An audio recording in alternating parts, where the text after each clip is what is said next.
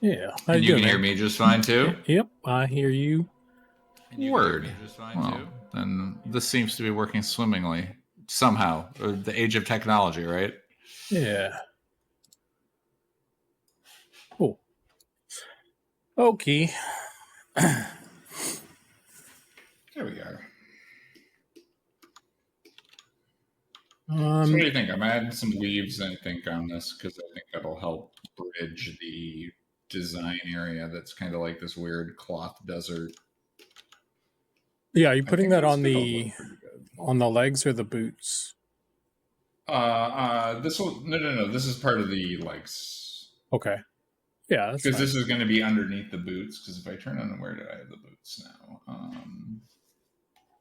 Yeah, because the boots cover up. The boots will cover up everything. Well, I think Goblin was saying that he wanted those to be over top still, and then we would just do like two versions with one. No, he said he was cool with the stuff underneath. Okay. I missed that, I guess, but that'd be my preference.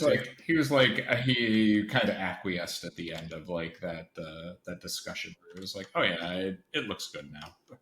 Okay. He had kind of talked about it where it was like, and then he's like, okay, yeah, I admit it looks good. It's cohesive. Okay. Well then, yeah. I think I don't know if he commented on the leaves at all. I hadn't really talked about adding leaves or not. So I think it's a cool addition. I think it kind of wood elves up the whole set. If you just kind of just in those little areas, I think it'll look kind of nice. And I think the armor, like, because it will be part of the underset, right? So it'd be like if you're only wearing a shirt, it would show, and if you're wearing the armor, it probably won't. So that's kind of the idea there. Yeah. Probably a good idea to, if you can, keep it on the leaves on their own layer if we need to turn them off or whatever. Yeah, I can modify that so that they're on their own layer. It's not the end of the world, but just thinking ahead.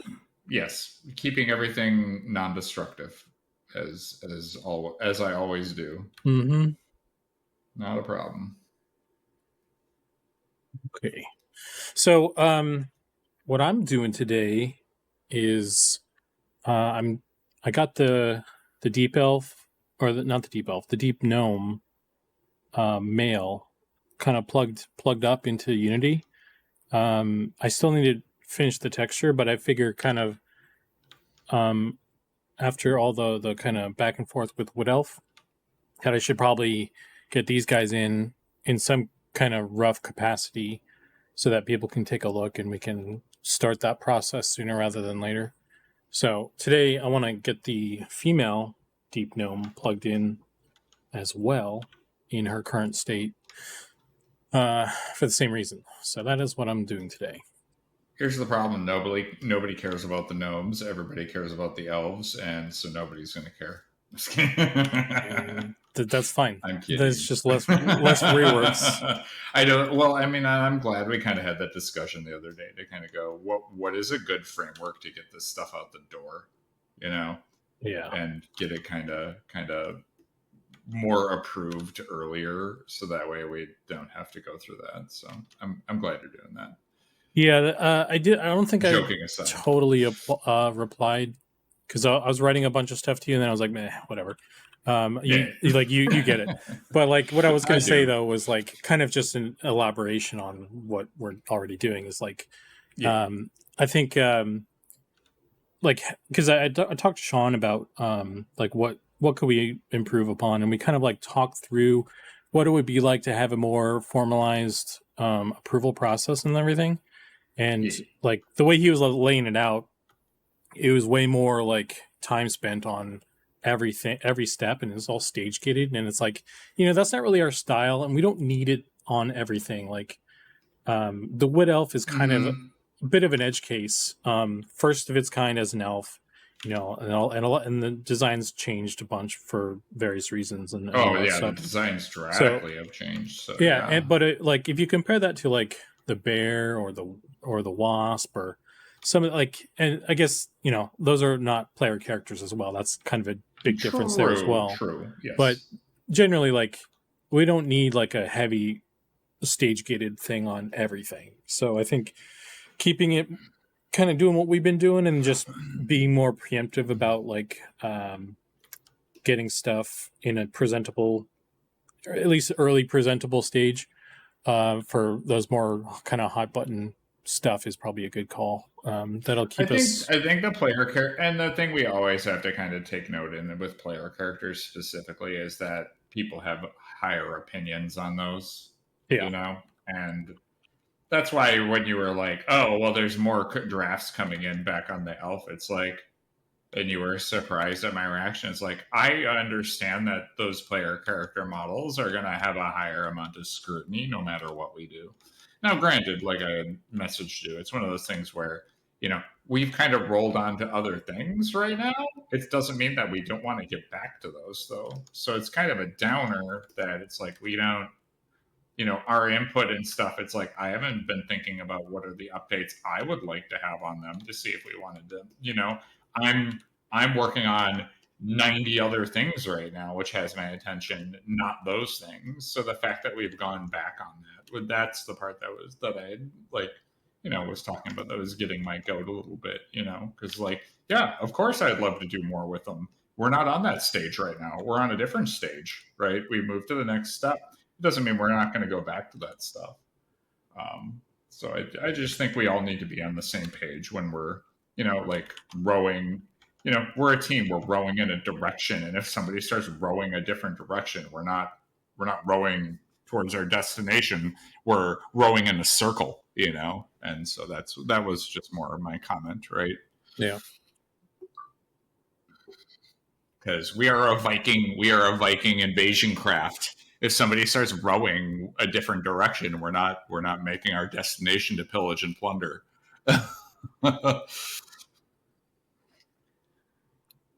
Yeah, we'll get there though. I think so. Part of it is the learning experience as well. I guess because it's not. You know, we're so. I keep calling us cowboys when I was talking to Sean. So we were very much kind of cowboying it oftentimes. So trying to find that balance, I guess. It's going to be soon to be time to put on the business suit, cowboy.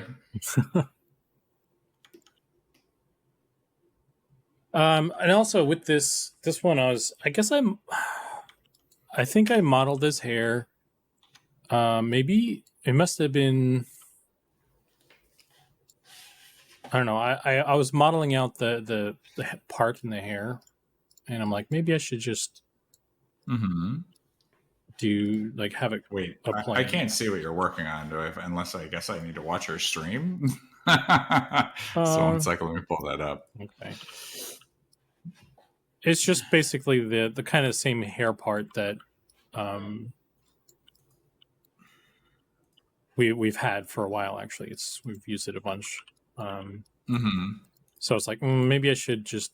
Like down like it's always down the center. Yeah, I've noticed the middle part like has kind of been a constant theme for a lot of characters, which does make them feel a little samey. So yeah, I think doing something a little bit different would be good. No, I'm just talking about the way it was modeled, because I modeled it out versus just having it be a plane that we texture and then alpha out. Yeah, I see. Yeah, when we were talking about alpha in the front, party in the back. I mean, blocky in the back. Yeah, I think I might have. I don't remember the timeline, and I guess I put these guys down for a while. I had to do other stuff for so long, but maybe it was before we kind of concreted out more of the rules of the hair, I guess.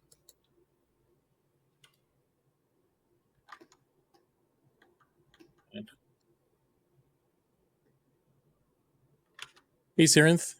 Hey, Derelict. Gunner Wolf. Thadvek.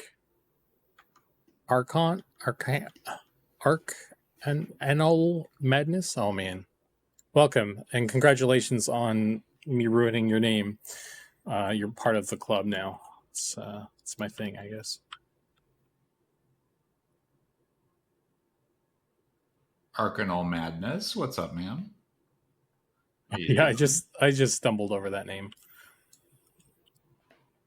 I take the time to sound out, and then I'll say their name, and I I'll look like I just freeze on stream for like a good 30 seconds while I sound it out in my brain. I should probably do that. Luckily, I'm not showing myself on stream tonight, so it works good.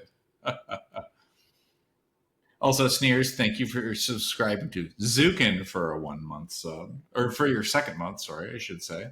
Yeah, thank you. Your tier 1 sub. There you go. Bangarang. Let's see. I guess this should. Oh, it's kind of cool to see who's talking and who's chat. That's kind of sick.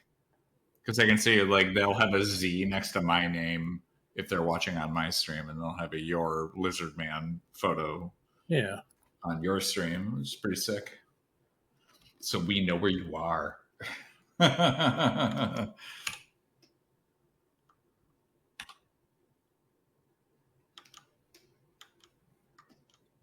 Do it this way.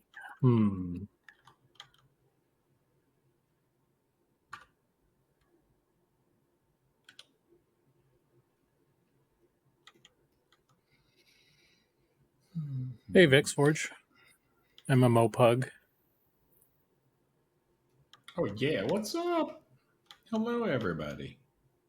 Boy, things are okay. My bit rate is yelling at me right now, so I can never tell if things are on fire.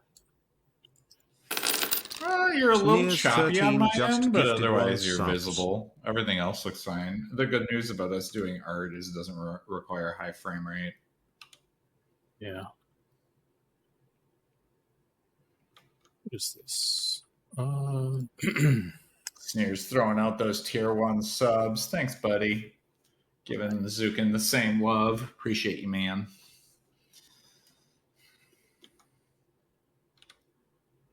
My fire beetle is more glowy. Yeah, the little badges. I have ranking colors of beetles. So like Syrinth has like a platinum one or something right now. You need to make it play the Beetleborgs sound audio whenever they like do the subscription stuff to get their Beatles. Maybe. It's such a sick TV show. It's underrated.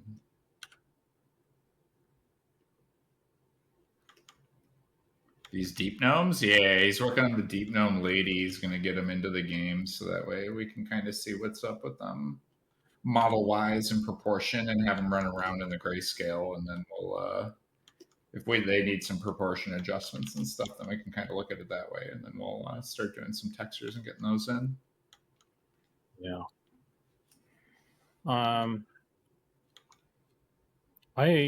We'll see, I guess, what people think. I won't taint I think they're looking pretty good. I mean... Well, yeah. I mean, in-game... Well, yeah. Anyway, we'll see. I don't think I have any... The weird thing is our camera does some, like, wonky stuff to the models, too. So that's kind of part of it as well. Yeah. Because as much as we look at it in 3D, when we get it in with the, the field of view that we have, it kind of like changes how the models look pretty dramatically. Which is something that one of the reasons why I was like, oh, I got to do some of these texture updates in the engine, because otherwise it just looks weird, honestly. Field of view cam definitely changes a lot. Yeah, absolutely. It's one of those things that's kind of strange that we have.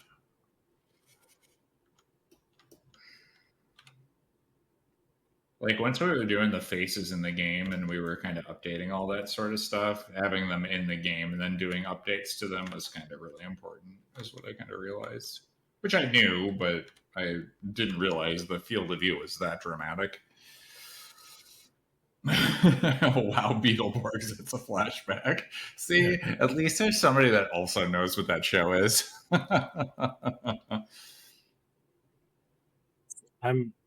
The name is kind of familiar, but I didn't watch it. I bet if I looked it up, I mean, it's pretty old. Yeah. Anyway, hate to date myself. I mean, I will still also say that the Mask TV show. It's like a Power Rangers kind of thing. Yeah. It was kind of like Power Rangers came out, and then they're like, oh, we need to rip this show off, and so they came out with that. Yeah. I didn't watch this. I feel like I've watched like a promo or something. That villain that looks like a fucking yeah. Anyway.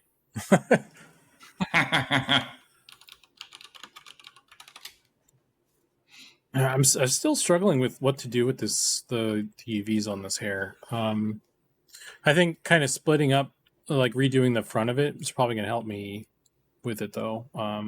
Oh, for sure. Could probably get away with just splitting it down the middle now, more so. Arc, I can't wait for the Deep Dwarves. The art for that is so godly. Yeah, I mean, we've actually had in a previous stream like a pretty long. It was like a 45-minute to an hour-long conversation about how we would actually build the Deep Dwarves. So don't worry, we got some plans for that because they're so wild compared to all the other concepts that we like. We've been kind of building a battle plan based around like what we want to do for those. So yeah, I was thinking that like with this new kind of strategy of getting stuff in earlier, maybe we should, when we get time, obviously, to kind of just toss sort of some base models and stuff for stuff. Yeah, just just like a concept model. Doesn't have to be. Yeah, like they don't even have to be unwrapped, right? Yeah, that would be my thing. Is like they're just going to be grayscale models. Get them in the game. Get them. I mean, we don't even have to get them with like a primary animation set yet, because obviously they wouldn't be really ready for that. But we could kind of see what we could get working. Yeah. After I get these deep gnomes in, I want to do the same thing with the lizards, because I'm trying to. I want to kind of try and get that more finalized, and in order to do that, I need to kind of decide on what I really want to do with. FYI, this is not. We are not condoning that lizards are going in the game before early access. So just hold on, gird your loins here, people. Yeah. You never know. We'll see. That's the disclaimer. This might not go in for early access. I'll condone anything related to lizards.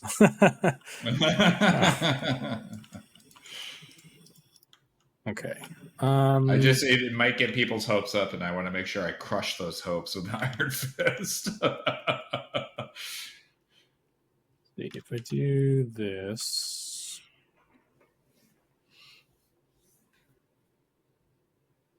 Does this unfold to?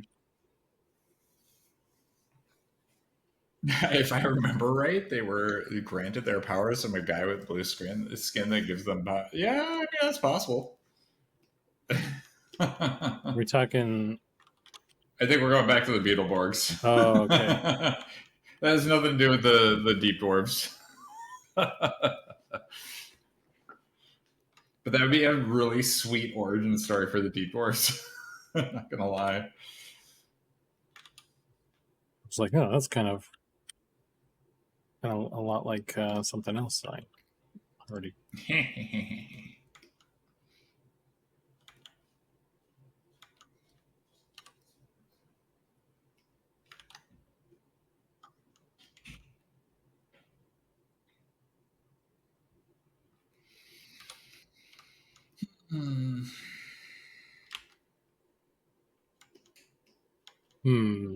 I should cut something here too, right?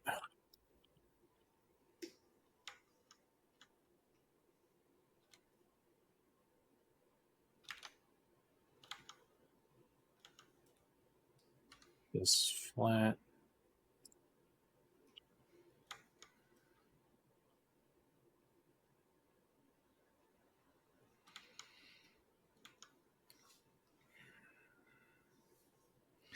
Lizard Elementalist, yes please. That regen with the Mana Stones. Oof, yeah, that'd be pretty good.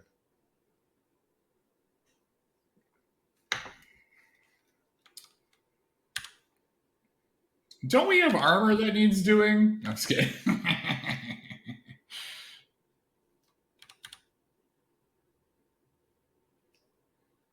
We do have a lot of armor that needs doing. Mm-hmm. I might have to bump some of the ones that we have on the list for the current milestones, so because we need to probably slot in doing some skin fixes.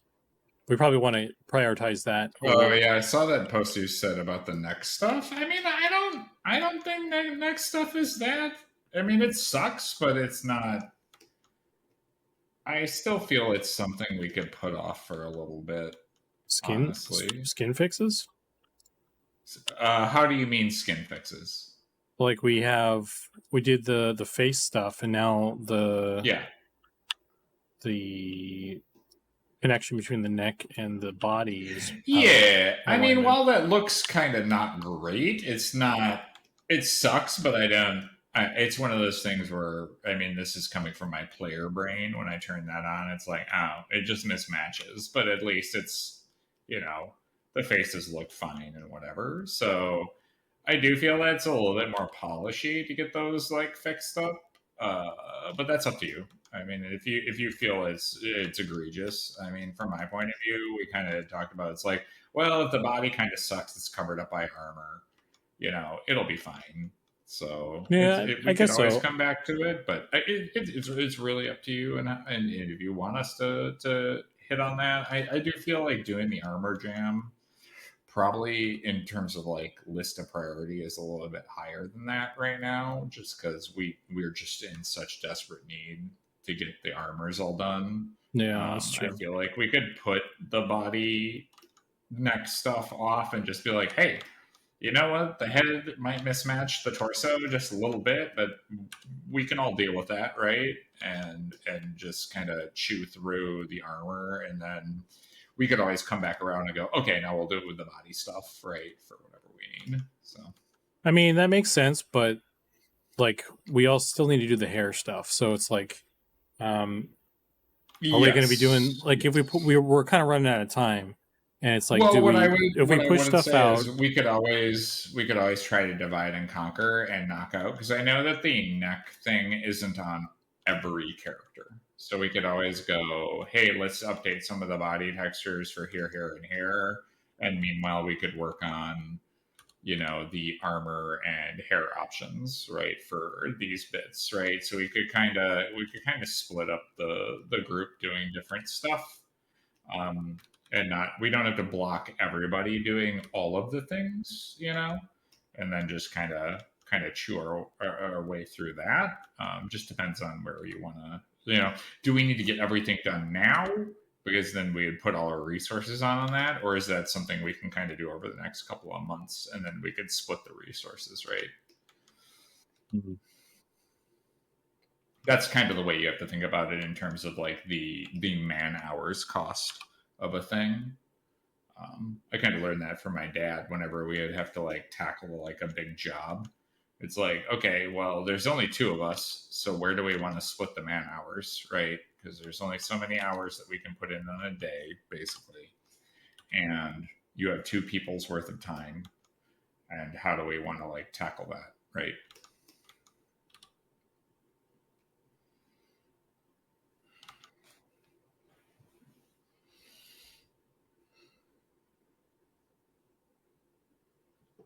Just something to roll around the noggin on that.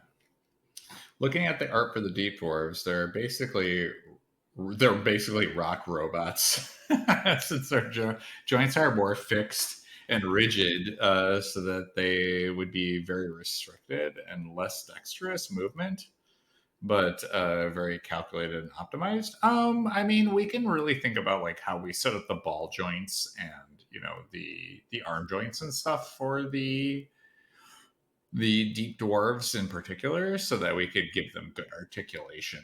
But yes, they're kind of like a rock robot slash golem slash character. So I don't think we have to be super restrictive with them, but yeah, something to pay attention to, for sure.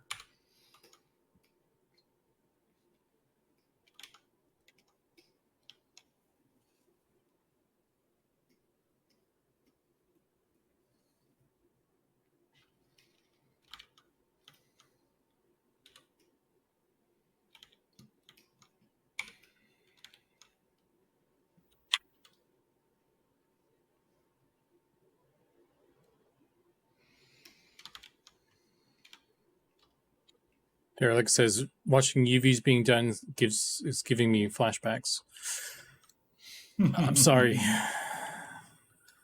I don't really need to get these perfect right now anyway. But I'm just trying to test out this new mesh basically and seeing how well this unfolds right now. This is better than how I had it, I think. This probably worked better.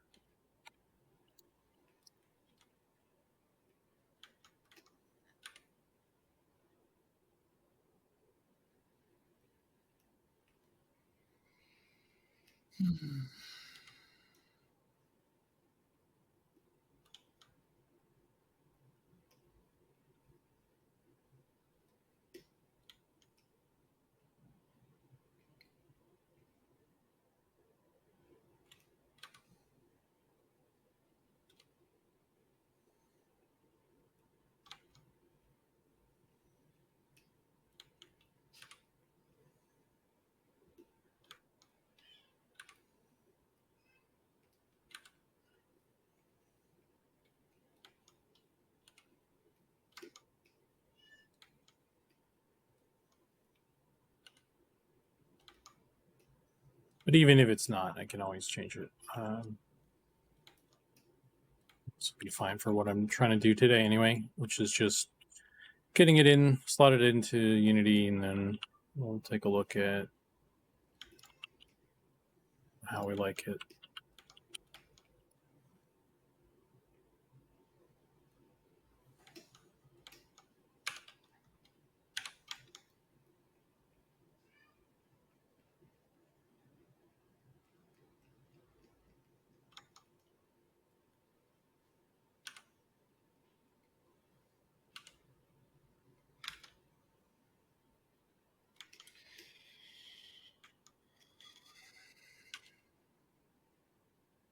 All right, I'm just going to roll with this for now. I'll fix it here.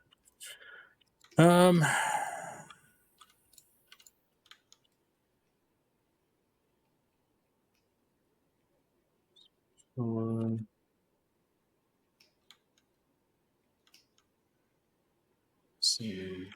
So after I get done with this armor set, which I should be wrapping up with in probably about a day or two, what do you want me hitting up next then? I guess is going to be the real question here. There's that other one, the Night Harbor plate. Okay. I'll start knocking that out. Did you finish? Did we get the Night Harbor cloth sorted? Yes, it is. It's completed. It just needs masks. Okay. So it just needs to get masked up, and it should be ready to go. Okay. I mean, if you want to toss that, I can do some masks and get it plugged in and all that. Alrighty. Yeah, I'll put together a care package this evening for you.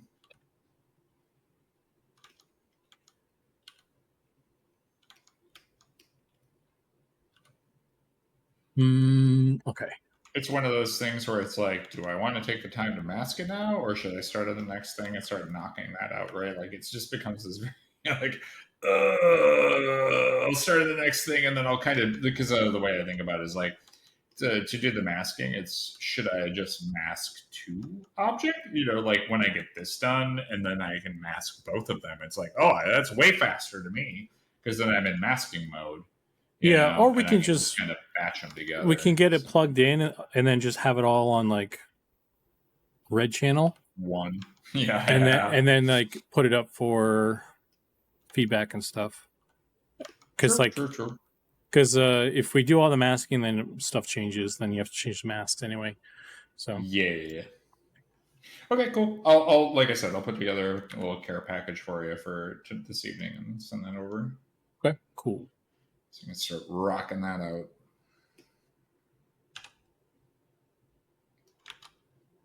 Let's see. Grab the boy. And gross.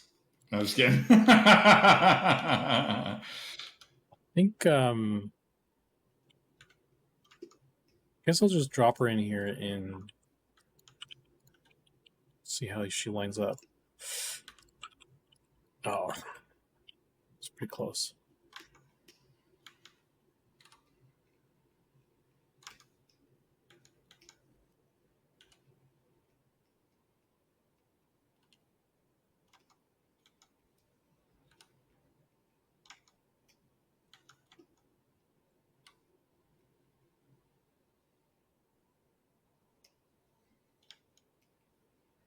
Oh, did I do?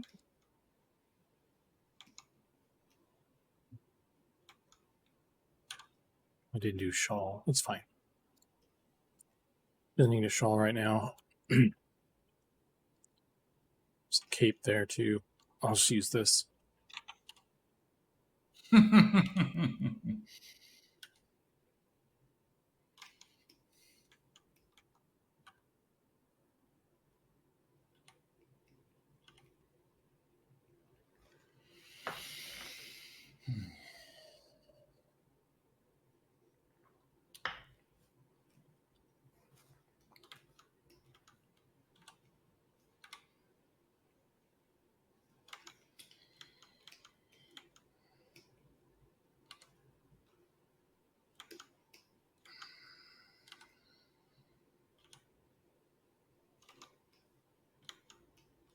All right, I got a one. What is it? Once we hit 6 o'clock for me, I got a 1 hour, which is in like 10 minutes. I got my 1 hour warning, and then I got to hop off because I'm gonna go. My folks are visiting, so we're gonna go watch some baseball. Okay. But I'll still be working. I just won't be streaming, so I'll hop off and switch over to my laptop, which is in my living room right now, set up on a TV tray, and then I'm gonna continue working while I watch baseball with my fam. No worries. I shall hold the fort. Alrighty, buddy.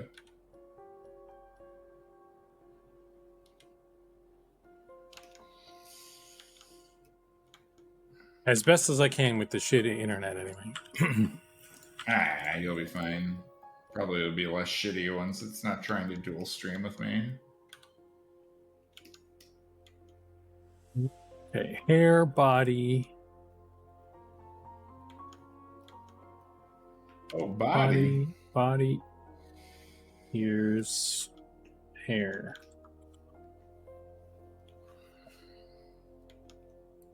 Stitch the... I will say our new guideline layout has been working pretty good for most of the characters that I've been jamming on lately.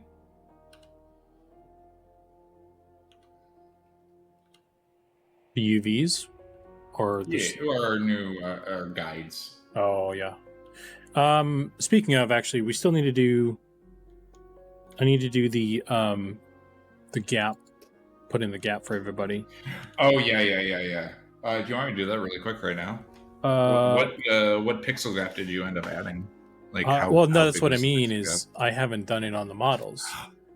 Yeah. That's another thing we do need to do. But you Classic EverQuest, what's going on, dudes? Hey, what's up, man? Hey, Classic EverQuest, what's up, man? But you already put it in the guide, right?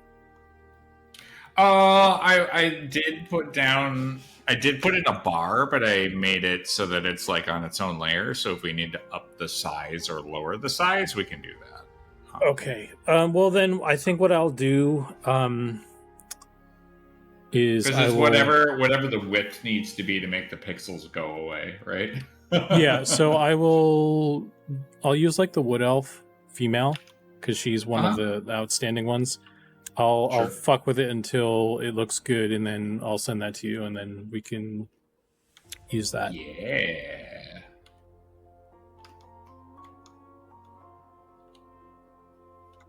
Just let me know the pixel number that it needs to be. You'll have to tell me if you're lowering the skirt or raising the torso in terms of like pixels amounts. I'll probably just lower the skirt. Know. Yeah, I'll tell you. Lower the skirt? Okay. Yeah. Just give me that number and then I can input that into the guide and then I can ship out a new one. So no problem. Okay. Sounds like a plan. You're just gonna message me randomly like 5 pixels, and I'll just say that, no context, and I'll know. In the middle of the night, like 2 weeks from now. Just yeah, it's like 5 in the morning for me. 5 pixels. Thanks, I'll get on it.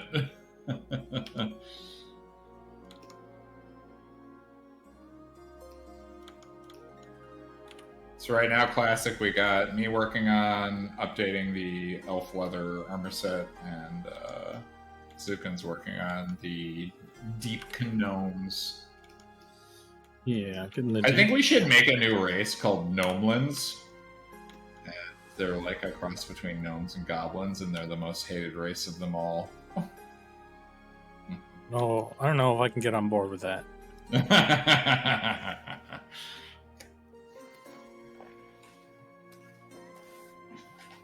Not into the Gnomelins race? Aww. Yeah, this is weird. They're like tiny, short goblins with giant heads and tiny feel like bodies. we already have way too much goblin content in game, in my opinion. We need more lizards. That's what we need. I mean, dude, as soon as you release the new lizard content, I'm sure there's gonna be a lot of lizards running around. Hopefully.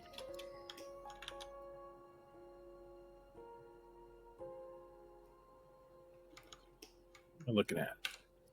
Let's turn off the cape. I'm waiting for the first person to name their character Lizard Wizard, and then that'll be it.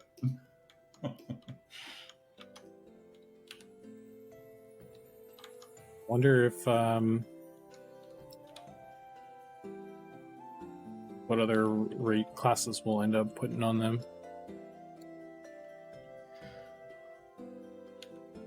Well, definitely Monk. Monk's gonna be number 1 because they're Yeah. so fucking zen-like. Probably Monk and Beastmaster are lizard people. I feel like we have to do a lot of, not that I'm against it by any means, but it's like kind of have to do like a couple of the ones, the expected ones, you know. I mean, probably Ranger. You do all the nature races first, so probably Druid, maybe Shaman, right? So I have an extra cut here that I... And then Beastmaster, and then no Paladins, no Death Knights, no Necromancers, right? Because that's not their vibe. What? Nah, man. Dude, they dance with water. They don't dance with death. If you made them dance with death, then they would make sense. No. What? What? No necroman. What the? Why are they? They'd be like herbalists and freaking tribal dudes. You're kind of... If they're water dancers, shaman and druid are the closest that you got to. I think right? you have a misrepresentation of what the lizards are. I think it's because you want them to be necromancers, what it is. But I think everybody wants them to be necromancers. Hey, you're the one that's writing the friggin' lore, man. You can change that tone at any frickin' point. I mean, yeah. Yeah. Don't worry about it. I got it covered. Don't worry.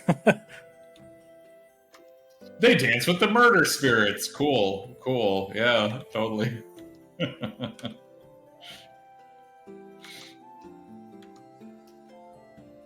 Sorry, I come from, like, when I played WoW, I played a Tauren, right? And the Tauren were all about, like, nature and vibes and shit, you know? So, like, you'd be a shaman or a druid, right? Right. Just chilling tonight, Classic? That's good, man. A lot of driving this weekend. Oh, you got a lot of driving? Shoo. I wish you luck. I'm not a road trip man myself. Like 2, maybe 3 hours is the longest I'll go. I don't like doing longer road trips. Everybody's like, "Oh, you get to see such cool stuff." I'm like, "I'm watching the fucking road. I don't get to see anything. I don't know what you're talking about." Lizards, let's go. Yeah. Lizard hype. Just they can't be necromancers. Wah wah. Pay no attention to him.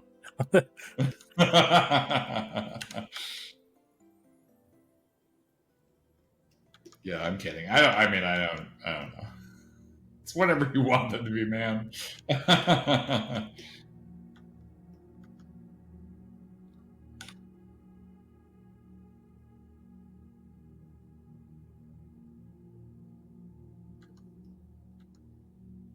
I mean, I can't wait to be a lizard paladin.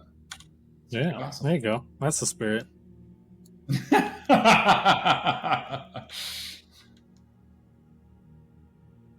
It's just one of those things when you kind of unlock the necromancer class, it kind of invites that they also have to be like shadow knights and shit.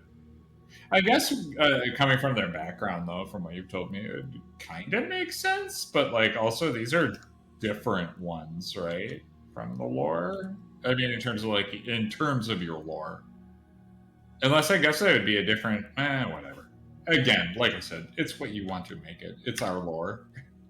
Yeah, I think I'm trying to like stick him in not in the same boxes like the Ixar, for example. Not in the same boxes. I definitely don't want that to be. Not in the same as like we talked about Torn as well, and not putting them in a similar thing. So I don't know. I think they'll be their own thing a little bit. So that's cool. Like I said, I don't know what story you've even decided on yet. I'm only going off the last thing we talked about, which was ages ago. It could have changed by now. I mean, yeah. I don't know if we talked. I wrote some stuff and I put on the Confluence, which is, I think, pretty... I have not looked at it, so I don't know. Yeah, okay. It would have been the last time we talked when we were chit-chatting about like their different options and like how they got here and like I what think kind of was like they were doing, and I'm sure that has drastically changed. I think so. Yeah, I think I think that was an iteration. That was a good like half a year, like 6 months ago. That's what we talked about it. Definitely. Yeah. I think more recently I wrote up a thing. I think when I was in... Like I said, it's your project, man. I'm not trying to get involved or touch it, you know? Like I said, I only give feedback if I'm asked for feedback. And otherwise, I just joke about it and have fun. No seriousness here. Well, lizards. I think, Dude, I saw the craziest lizard in my backyard yesterday. I was like walking because I'm getting ready to put some new plants in my backyard, and I've got this like big, like it's almost like a lilac kind of tree.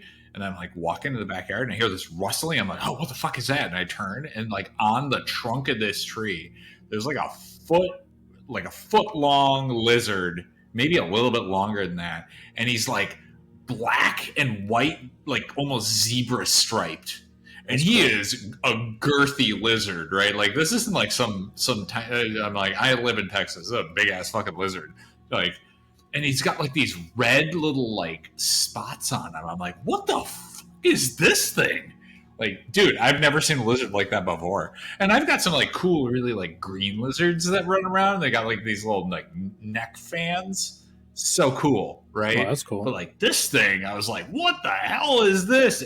That lizard was built like a brick house, man. Like not iguana-like, but I mean kind of close. Like he was a big ass lizard. Damn, dude, he was cool as hell.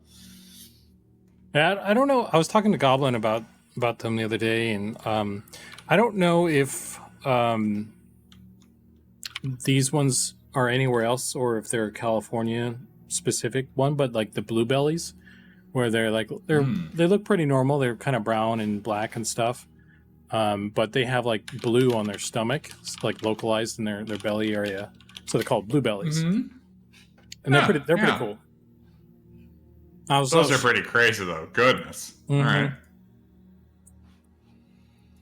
You know, I was trying to think not the guy that I saw though. He was, I trust me, I tried to like look up what that lizard was, and I came up with nothing. I couldn't find what that lizard was because he was like black and dark gray with like a little bit of red, and it was like I tried to look that up. I'm like, I can't figure out what that is. And lizards are gonna be so badass. What are the lore for those? We can't talk about the lore. You gotta. Yeah, it's still. Plus, the lore's still work in progress, so we can't really talk about it. Plus, you'll have to discover a little bit about it. So, we're not going to talk about the lore. That's why we're being so like hinky about like the lore. It's like, ooh, well, it's ethereal. Yeah. And we're pretty open about development, but when it comes to lore, yeah, that's where you got to find that out. Yeah. Hey, Gulu, how you doing, man? It's a little marshmallow guy, a little s'more. S'moresman? Yeah.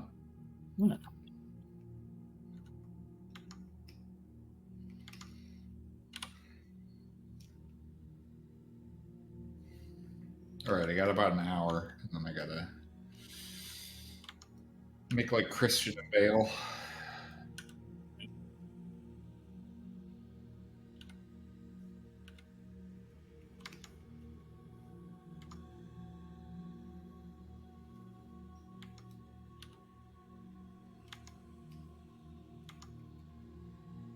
Dude, repainting all these friggin' crisscrosses. Ugh.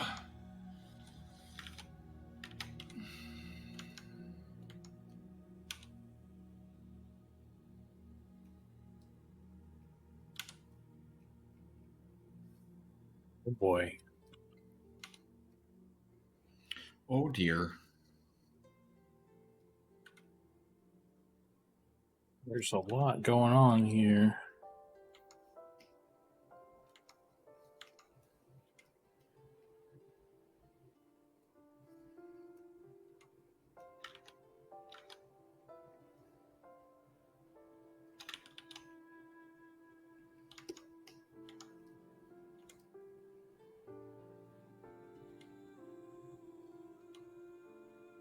Oh boy, oh boy.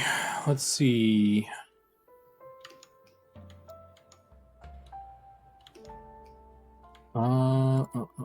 What am I looking for? Here we go. This thing.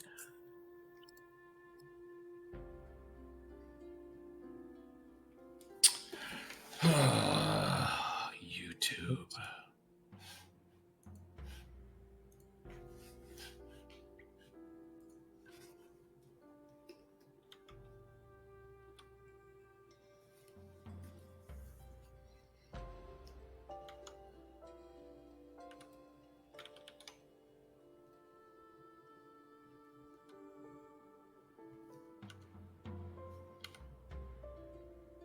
Probably want this whole front bit.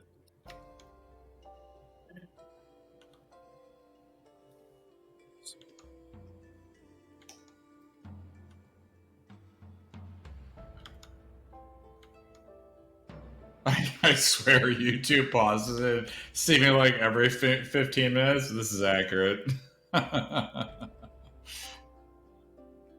Yep.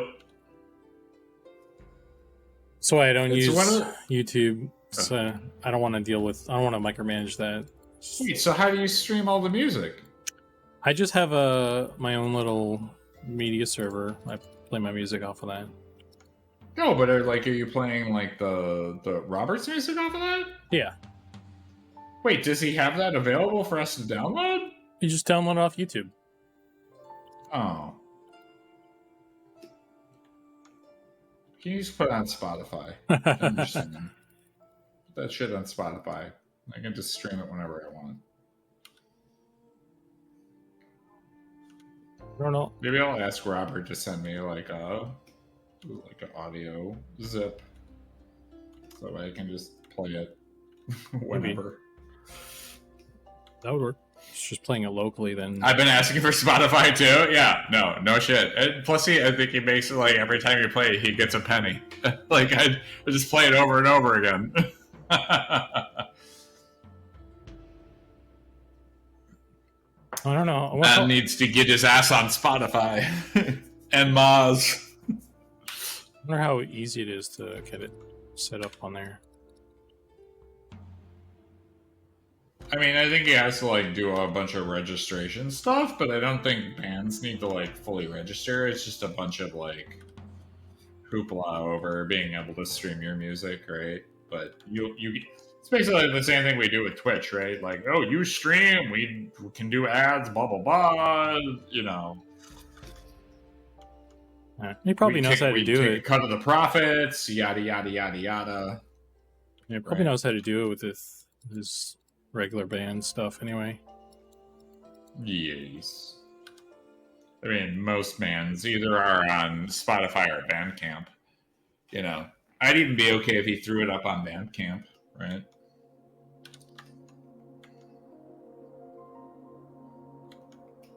Oh man, what have you done?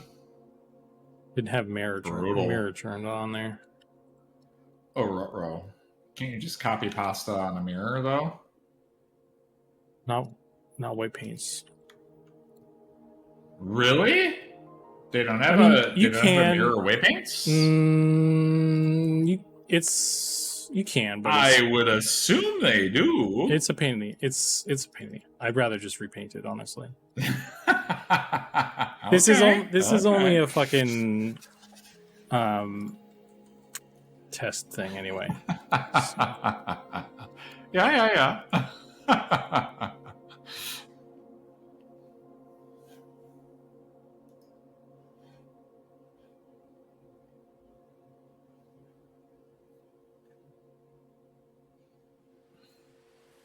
I'm not even gonna spend a ton of time on this. I'd just rather redo it. Okay, all right. I mean, it's gonna be faster if I just kind of like smear it manually. Yeah. I mean, I'll take that back. It's probably not faster, but I'm just too lazy to do it the right way. Oh, sure. Yeah, I see what you're getting at.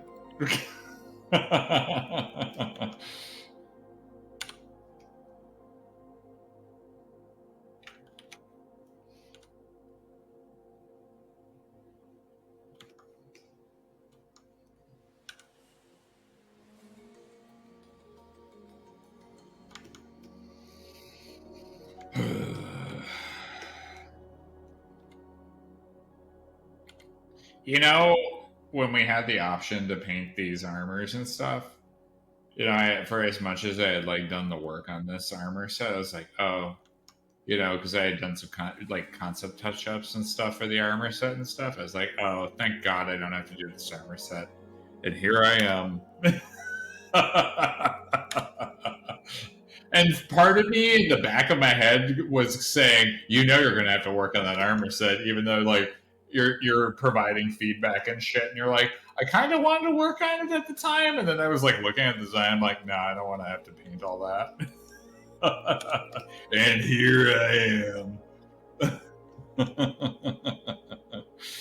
I had that weird, like, creepy crawling, like thought in your brain, like, you're probably going to work on this eventually.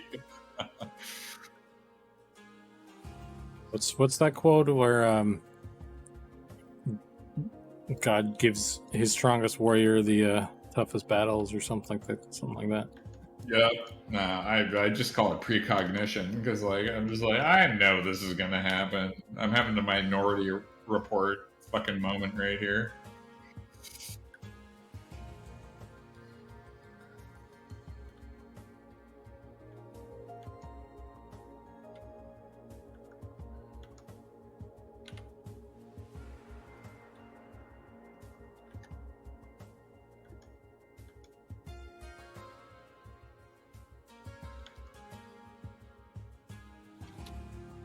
I mean, I think it's turned out real good though, man. Like, having done the cleanup and stuff on all this, I think it's looking pretty nice. I haven't really gotten a good look at it. If we would do it, I'm okay with doing like a once over here. Let me unhide everything and we can kind of take a look if you want. Sure. Boop. Boop. I just have to remember what layers I need to turn it on. I still need to do a little bit more cleanup on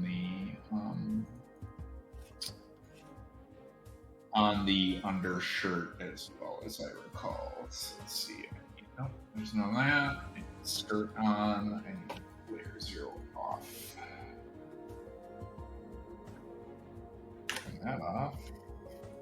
Because I still need to take out some of the black off of the leaves, so that's something I'm still gonna have to go through and do.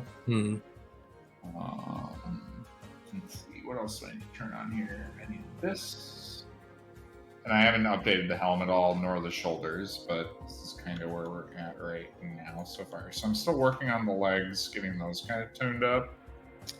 I'm still working on the boots. That's what I'm working on right now, is getting the boots all laid out and done. Gotcha. And then I still need a little bit more work on the gloves, shoulder, and the helmet, which I have not really touched yet. So that's kind of where we're at right now. It's just mostly been the chest and legs? Mostly the torso, and then, yeah, it's been mostly the torso, the legs, and then the arms, the gauntlets, and the shoulders, right? To kind of try to get everything kind of in line with each other. Right. So I still haven't touched. Did the leaf skirt come down lower or anything? Did that change? I added a leaf that goes in the middle here. So if I take off the chest armor, I added a leaf that goes right here in the middle of the bit that didn't exist before, but I thought that looked kind of nice being in the center there. So I did add that. And then on the belt, I haven't gotten the belt completed, but I kind of brought it back to what its original concept was. So I've been kind of updating that to be. What part of is the leaf, that leaf skirt portion? Is that part of the shirt? Yeah, that's part of the shirt. Okay. So like if I turn off the shirt repaint, that's kind of what we got right now. And then I turn on the chest repaint back again. So this would be like no shirt. Okay. Gotcha. But a big part of this was like getting these crisscrosses to be actually proper again, and then setting up the crisscrossing here on this part of the armors and stuff was actually like, it was a lot of work to get that aligned properly. And I still have like some edges here that aren't quite right, which I'm gonna have to fix, but I think I can just put in a layer and then fill that, and it should fill that in. So I'm not too worried about that bit. Okay. But yeah, it's just been a lot of, just because of all these different layers going on, there's been a lot of cleanup. So. Okay, well, it's coming along. It looks good. Yeah, it's getting there. It's not perfect, but I'm trying to dial it in now.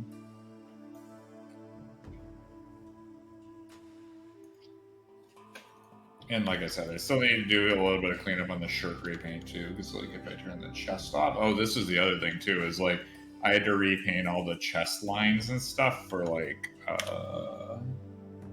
or the shirt, because these lines were not covering the chest properly that we had, so that you could if you had a lady wearing this, it would not have worked. Yeah, I think we were talking, I think that came up and we were talking about whether or not we needed to do a female version or something.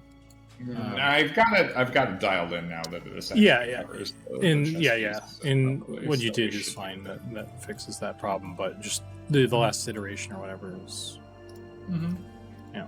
And I think this should look pretty nice. The other thing I could do, which I didn't, which is in the back there, like on the side there's a leaf that whoops, what's going on there? On the side there's like a leaf that goes up on these little areas, right, for the shirt. And I was thinking I could even do that for the front. It's not in the front, it's only on the back, right? Like if I fill that in, right, you have this leaf that kind of like branches and does whatever. I could still do that for this part too, but it really just depends on how we want that. I just kept it kind of cut at the base of the leaf and left it like that, but I would leave the front open. Yeah. I think it looks good with the front open. I was half thinking about doing that here too, because I didn't really think that this was really necessary, right? that little cut and just doing the same thing as the front, but then leaving in the back, which is kind of nice. I just didn't see this as a necessary thing, and just leaving it kind of similar. No, I think it sort of makes sense to have it on the sides because it's kind of pulling down that loopy bit. Do you want me to like attach, like make it look like it's attached then instead? So like there's like some sort of like little like attachment point there then? Because then it would make sense. But, yeah. like the fact that it just... Yeah, a little stitch or something. It just kind of stops or whatever. Yeah, like something right there would be kind of nice. Or I could have it run all the way up. I mean, who the hell knows? Like this could run all the way up through. Yeah, I don't know. I guess we're running... I kind of like it where it's just touching on. It's like stitched to the bottom of it. That looked kind of nice. Yeah, I'm not gonna. Yeah. I don't want to. I want to change it off of like too far of what the original was either. That's kind of the main thing as well. So, okay. Sorry for anyone watching the VOD right now on my and not knowing what the hell I'm talking about. Yeah. They're watching you do gnome shit, and we're talking about other stuff. So, yeah, I was watching. We'll have to post this VOD too or something. Well, your VOD of this stream. Oh sure, yeah, I can always download and send it over to you. I've been trying to download them more and posting them in our little VOD section. So there's like the entire Dark Elf videos that are ready to go up. If you want. Oh, is that on the drive? Because I wasn't checking that at all, so I didn't know that you were doing that. Yep, I posted them in the drive. Okay, I can throw them on there. I think I even have some other stuff in there, but I forget what it is. But it should all be labeled. I think I downloaded it and then labeled it.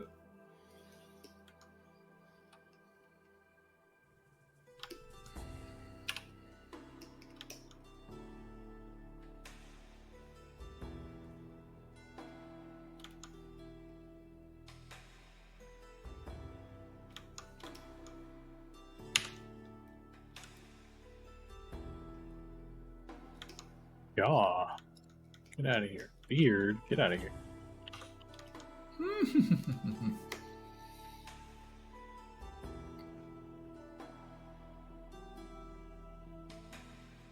Coranthia, looking good. I saw it a few streams ago and it's come a long way. Oh, thank you so much. Yeah, it's, you know, again, it's this design is not mine. It originated from a design from Goblin. Like he did the concept and stuff for it, and then also did the model. So like a big question is like, this is kind of a touch up of that design. So a big part of it is paying homage to the original design, but still touching up stuff so it just feels just a smidge better. So.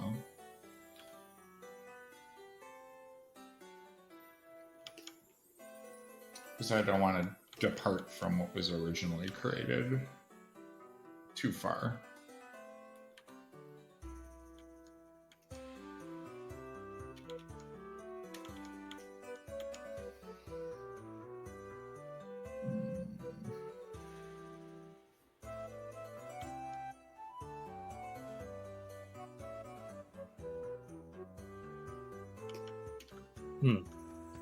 Oh, I don't think I moved the bones in. The arms are a little off probably for this. Shoot. You know what? Fuck it. This is not a rigging stream. I'm just doing the bare minimum here. This is not really what I set out to do today's. Minimum viable product. Yeah. Okay, so I can just export all this stuff. I mean, technically that's what we're doing, so. Yeah. Let me just start exporting then. Let's just make sure everything is labeled properly real quick.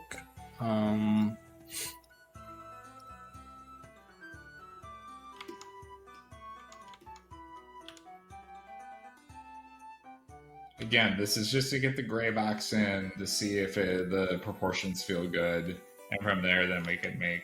Because it's all about the silhouette in game, right?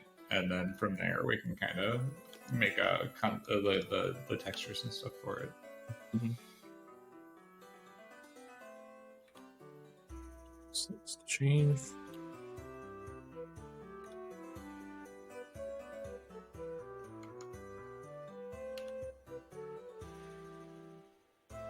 Cape is just going to be wonky. That's just what we're doing.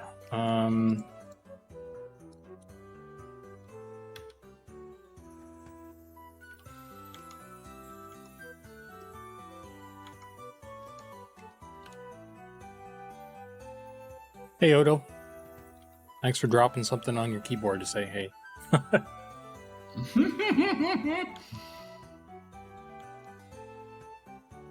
I have a bit of a hunch that I may have to do a little bit of white paint cleanup on this still, because the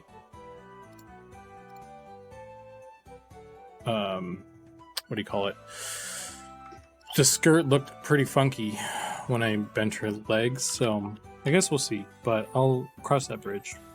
These were layered leather? Oh, well, I can always push that more to a leathered look, sure. I didn't really change them off of what was already there, so...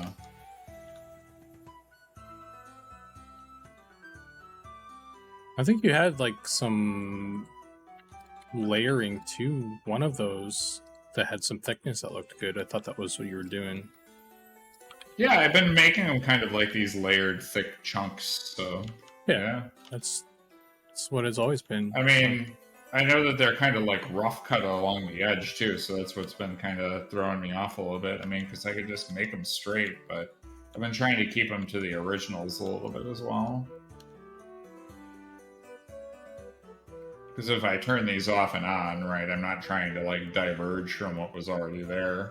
The only thing I've kind of changed is a little bit of, like, where it ended at the knee. So, I'm not trying to, like, change what was already... Unless it's intention that I do something differently, and then I can always do that, but... Looks better. Looks a lot better than this. I mean, again, I took what was there. I mean, the base was good, so like, why take it too far off of what it was? You know, is the main bit there. So there was no need to take it back to like foundation. The bones were already really good, so not really need to update too much. Just polish it up and give it a little bit more dimension, and then from there it's looking good. I will say the hard part was going from front to back, because there's this dimensionality that like it switches, because like if this is down and this is right, like this needs to like come up, it actually switches perspective halfway through, but it actually looks pretty good. I think I was able to transition that pretty seamlessly, so you can't really tell.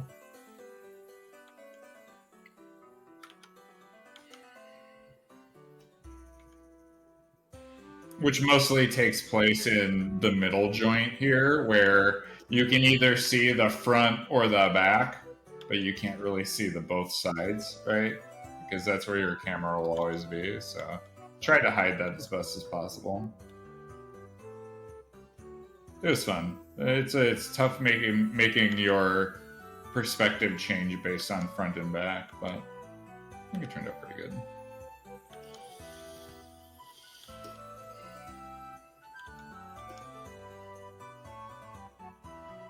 I want to turn these two things on too. Oh, here, Goblin, since you're here, I decided I was going to add some leaves. Let me know if you hate them. If you hate the leaves, I'll take them out, but I thought they were actually kind of neat to give it a little bit more, like, you know, stuff's growing on them. It's natural feeling. I was going to add in a couple more, so don't love them. All right.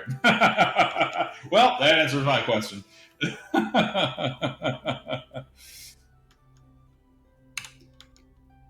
Obviously, I need to get rendered more. I didn't want to take them too far until I got a thumbs up on those, so I'll push this a little bit further then.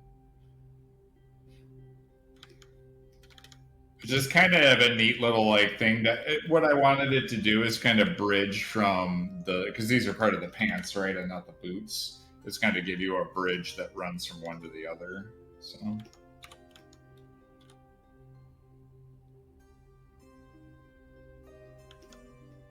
nailed it. Oh, thanks, man. Appreciate that.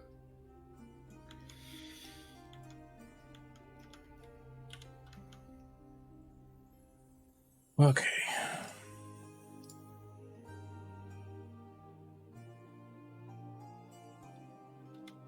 Good thing I put all the dummy bones in the same place. Yeah, you dummies.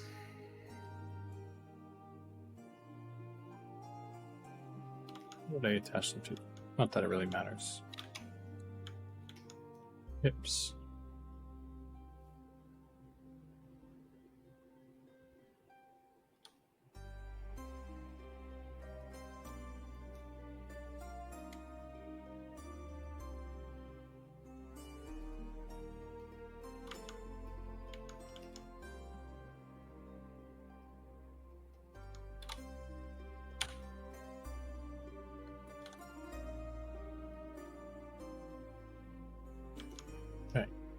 Delete that guy.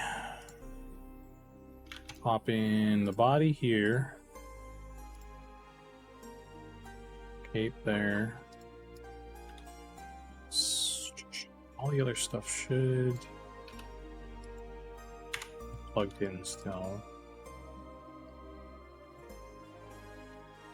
Probably just use the same textures for now. What do you plan on playing once EA starts? Man, that's a really tough question. I've been trying to go through different classes and stuff to try to find the things that I really want to play. You know what? Because I haven't actually played one yet, I'm going to probably play Cleric on the next playtest. And honestly, with the amount of Clerics that there's been a deficit for, I'll probably play Cleric.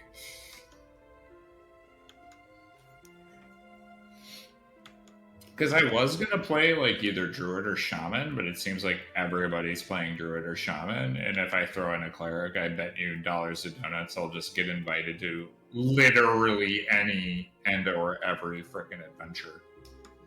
Because they're going to want the resurrection ability. Either that or there's going to be a giant glut of clerics, and then nobody's going to want me to be around. And then I'll just play something else. It could be that nobody's playing cleric right now because it's, testing. But like everyone knows that they'll want a cleric. They'll play cleric. Yeah, that could be. I was going to say, if you really want the class that nobody's going to play, just play an archer. That'll be literally... It's come in last place of almost every playtest. You want to be the most unicorn of players? Be like, I'm an archer. You don't exist. You're like one of one. Not even 7 of 9, just 1 of 1. No, just 1 of 1.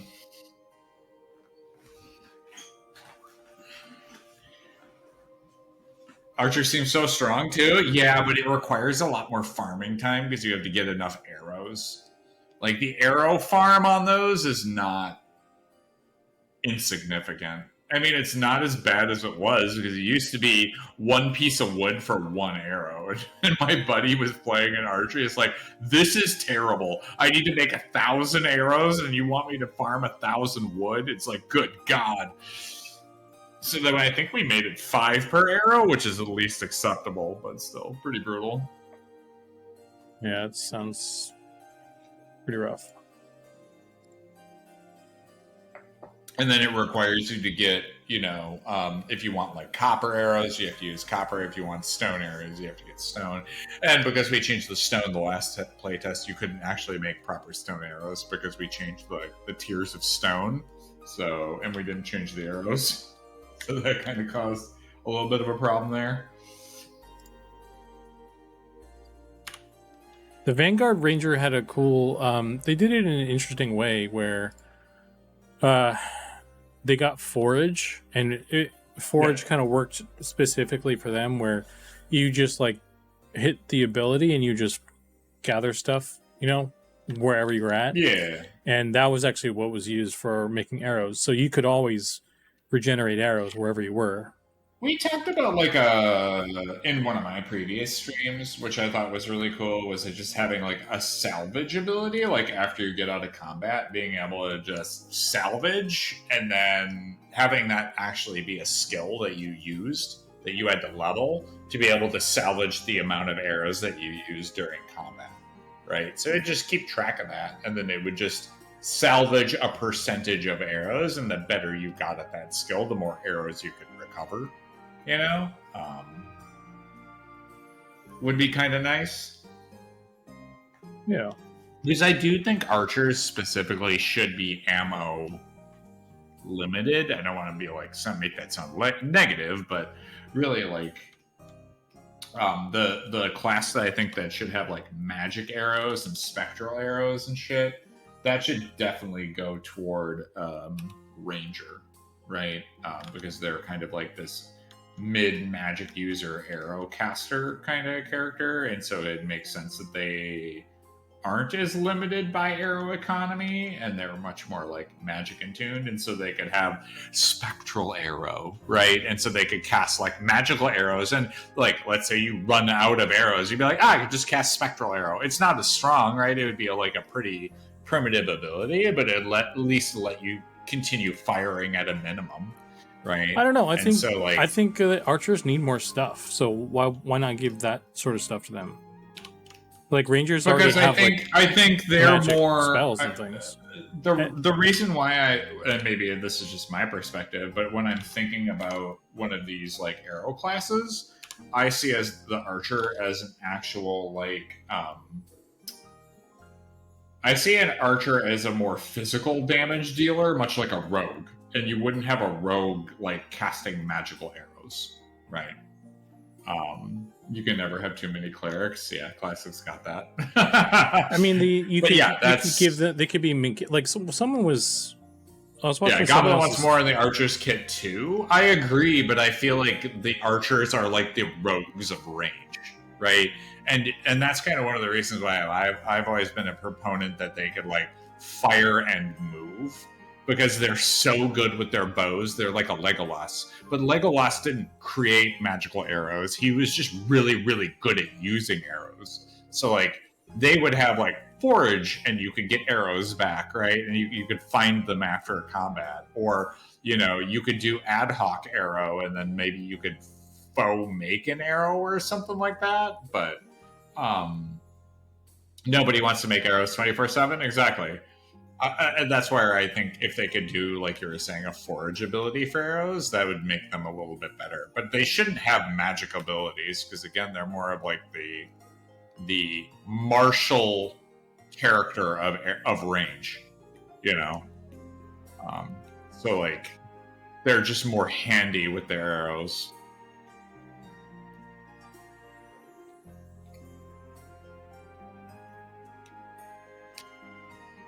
Yeah, retrieving for arrows from corpses would be sick. Yeah, for sure. That's how I've always kind of seen them, is they're like these really nimble, very good with range. You can do a shit ton of damage. Again, like for me, I've always seen them that they can fire and move, you know? I know that sounds kind of weird for a game like ours, but it would make them very unique in the fact that they would be one of the only classes that could do that, because I think rangers, they would need to stop and fire because they're more magic users. They're not as adept at using a bow and movement at the same time.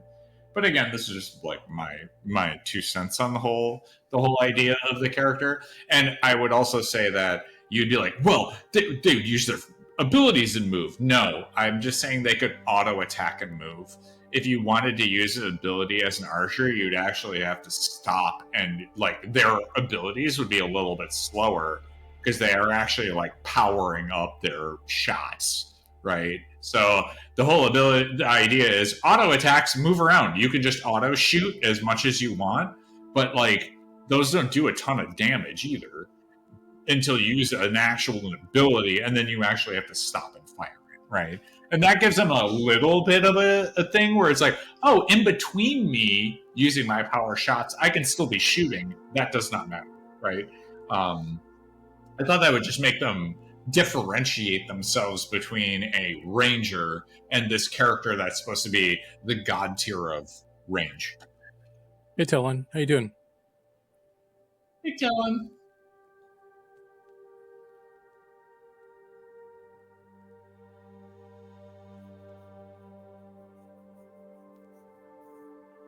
Well, and that's where I think like a ranger being able to use spectral arrows and magic arrows and being able to create what they needed through magic, that kind of makes a little bit more sense, because again, they're kind of like ranged but also magic. They fit in that bucket a little bit more. I don't know.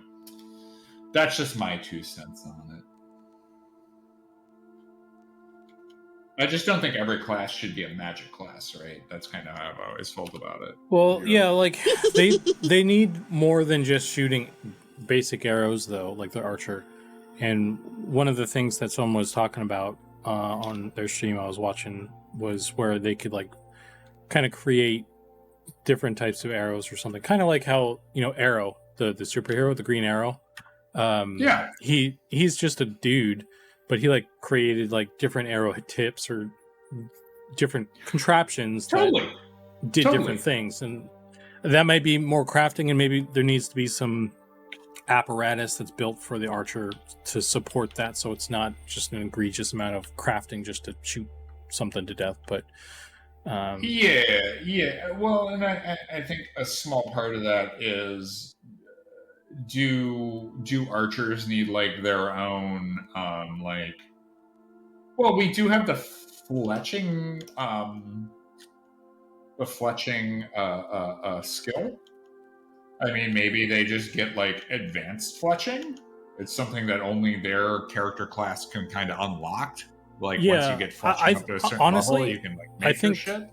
I think it should be a thing where maybe it's like treated like tracking almost, where like everybody can do, well, not everybody, but like the majority of fighters, like melee type, can be fletching. So, but like they're capped at like a really low level, so they can only make like basic arrows. But then like archer and ranger can like have a higher cap. Like ranger, like how track worked in EverQuest. You may not be familiar. I am not, but okay. druids, bards, rangers, they all got track, but each class had a different cap. They capped out at different ones to kind of make each class have different accessibilities of it. Where bard could do it at a very basic level. Their range was very small, but like ranger were the best. They could like track through across an entire zone. So that like allowed other classes to have that ability, but you'd still want like the best. No, I think that's where, once again, I think we're in concurrence there. I know rangers are like, well, isn't that the range class? But I've always felt like if you're going to treat them as like the hybrid kind of magic / caster, and then you're going to have a class that has actually like full on the Legolas style character, right? If that's kind of the intention there, they, like, those guys should be the best with like making arrows, doing bow stuff, all that sort of jazz, right? Yeah, totally. I mean, I'd be cool if they could make like, and that would be another neat thing. Whereas like if you're a archer and you have fletching, right? You could literally, if you made an arrow, you have a chance to make 2 arrows. I'm going to make a dragon slaying arrow. Well, my fletching is so high, I might have a chance to make 2. Right? Nice. And so they could get like really, really good with like making arrows. Right? I need to turn off my thing real quick. So I need to get my database. I just don't want folks to see it. Hang on. I need to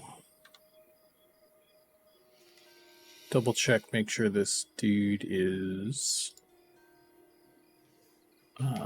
set up correctly. Deep Gnome female. Yeah, Daryl, we're on the same page with the making more arrows thing. Yeah.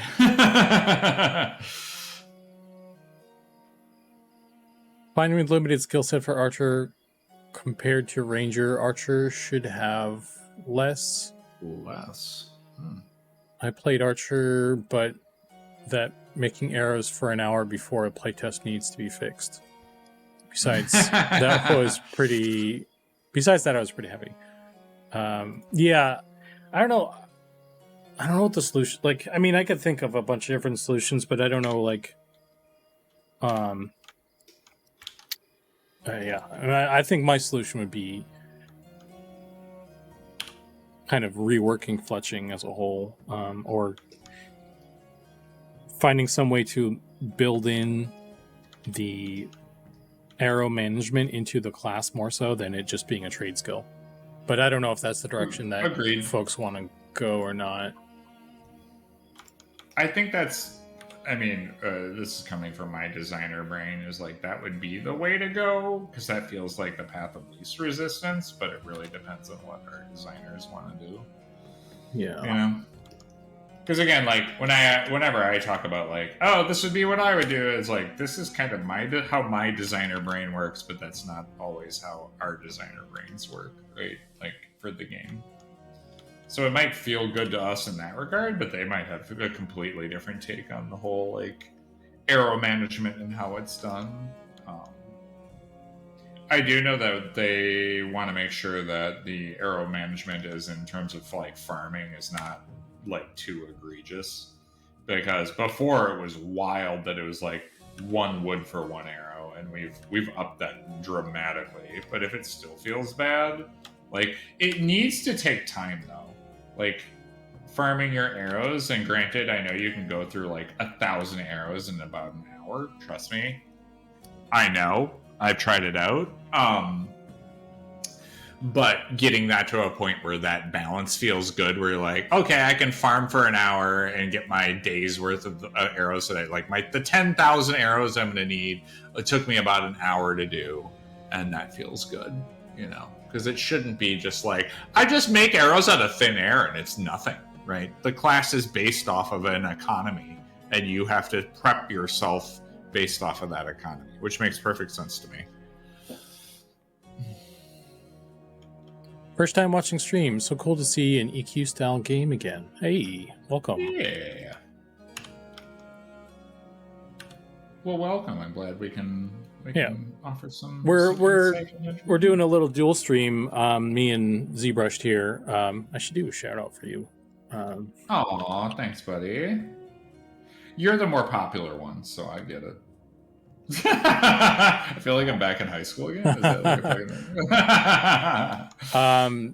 well, anyone who's in my channel can check you out as well. But yeah, we're doing a little dual stream. We're just kind of working on stuff. We're 2 of the character artists. ZBrush is working on a set of wood elf leather armor, player armor, and I'm currently trying to get the new Deep Gnome female race kind of plugged into the game a little bit, so we can take a look at it. That's a way cooler thing. Everybody's going to watch that. Deep Gnomes, why not? Yeah, there you go. Leather armor set for elves. There it is. Not exciting.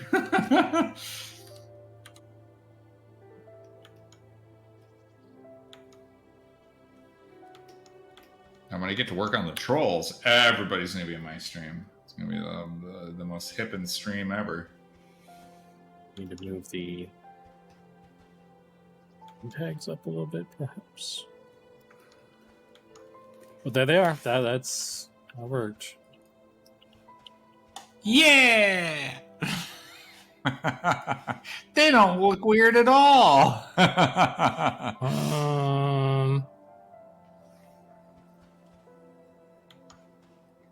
Need to get a goblin. So I did put in a list of things for Nick to look at, which was I wanted to add like a VAT system for archers, and I was like, how would I do that for our game? And I kind of did it kind of much like a stance, but it was like target. So you would target like head, target hand, target chest, target leg, and each one of those could do different stuff. So it was kind of like a VAT system, because I thought that would be sick for an archer class in our game. Because I was sitting there thinking, what is a really cool system for a video game? And I was like, oh, Fallout had the VAT system, and that's pretty sick. What if we added that into our game? What class would that work really well with? Well, that would work really well with the archer. Well, and it worked out easier than I thought it would. Thought it was going to take more time. I don't know how long we've been going. I think I did a lot of the prep work on the mail the other day, so this kind of went quicker. I don't think the hair is right, though. Hang on. The hair is... Maybe it's got some weights to it. Yeah, I can fix that.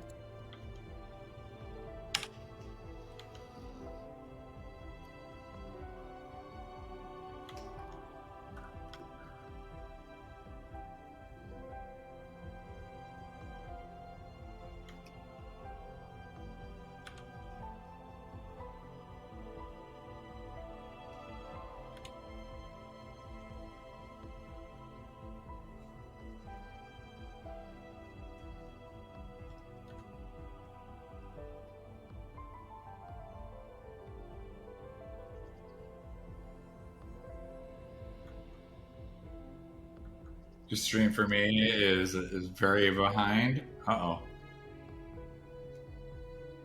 Stream... You've been a developer for P99 EQ for about 10 years now? Shoo, that's pretty dope.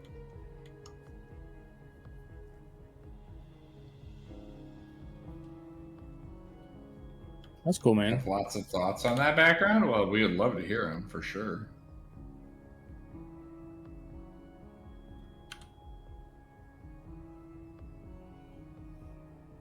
Okay. Oh, something else going on there.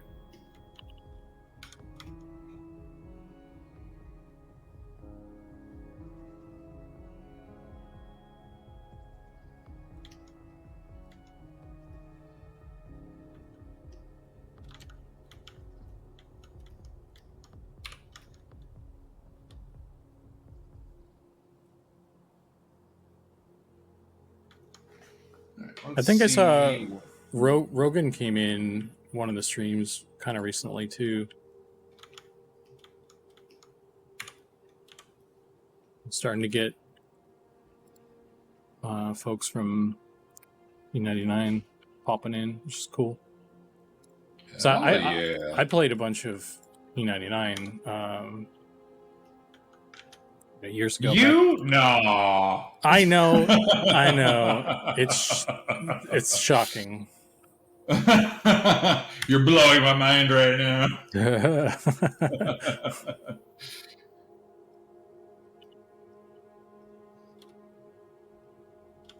Like I always say, you're my go-to for any of the information I ever need to know about making sure my stuff is on target.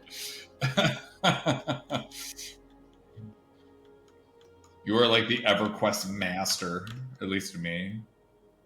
That's very kind of you. Hell yeah, dude. Definitely take it as a compliment. There we go. That's... Oh, look at her. She's a frickin' adorable. Oh, they look great. Dude, they look really good. Nice work, man. I don't got nothing for them. They look fine to me. Put them next to an ogre. Looks good to me, boys. Yeah, man. Yo, those deep gnomes are looking tight. Yeah, it's first pass. Yeah, this is first pass. We want to get them just in, and so you can see the model and check them, and then. Oh my god! If there's anything, like, yeah, you can fit a whole. They're cuties. Whole deep gnome between Look your at legs. those little cuties. Sit on I would say maybe their shoulders are a little small in there, but that could be just the rigging too. That's the other thing, right? Maybe. I don't know. But otherwise, I feel like it's it's pretty good. Like everything else about their proportion is real nice. Like love the heads, love the bodies and stuff. The shoulders felt a little bit rounded, but otherwise good. How many bones do the player characters have, Zukan? I don't know off the top of my head. I'm just gonna make up a number. It's probably like 30 something bones. There's no factual reality in that whatsoever. I don't know if there's a way to. What's their bone count? Yeah, I don't know if there's a stat for that in here, but because I think isn't there like 2 in the forearms and stuff? So it'd be like there's 2 in the forearms, there's 2 in the thigh, but everything else is a single, I think. But then we also have like a bunch of extra ones, like we have a beard bone, and a hair bone that we're not really using, plus the cape, and then there's the 7.8. Yeah, somewhere around 30 bones. Looking good, it's sir. About 30 bones. Something from what like I've that. seen. I've never bothered to count them I'm all. actually not that far off because, like, I know we've got a couple of ear bones and stuff too, which I'm also calculating that plus the hair bone that you said, right? Yeah, ear. There's the ear. There's the beard, hair. There's those are extra. Yeah, so we're looking at about 30, 35, maybe 40 tops. Well, we also have like the weapon and shield bones, the pauldron bones, and then the ones for the skirt tweaks. Okay. So there's a bunch of extra ones. Yeah, we're looking at about. I would put us at a rough estimate of about 40 bones then. Yeah. This is highly napkin mathy and brain thinking. So.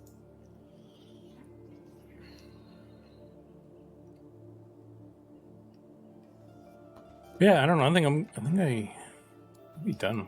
I guess I could. I don't think we. Thanks, Nicodemus, for Zukan sub. You're a gem. Oh. You're a doll. Thank you, Nicodemus. We love you. Sorry, I'm terrible at like keeping up on that stuff. Yeah, you know that's why I'm here to watch your stream.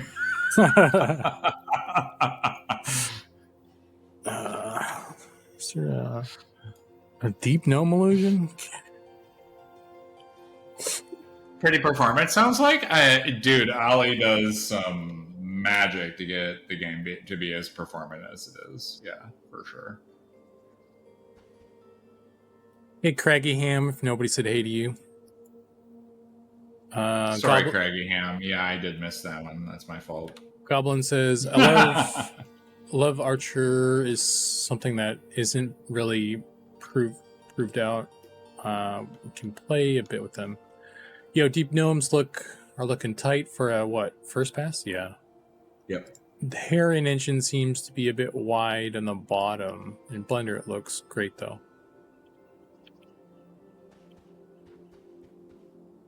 Yeah, you can shrink that in like 5%. Aw, thanks so much, Nicodemus. Throwing me that tier 1. Oh yeah, too. If you're looking at it before I fixed the weights, yeah. It was looking weird. But that was because the weights were on. I should actually check the ears too. Yes. God, they're so tiny. You need to like change your character over to actual gnomes. We're gonna see the proper gnome scales. Yeah. Oh, did you? Oh. They're the same. Gnome.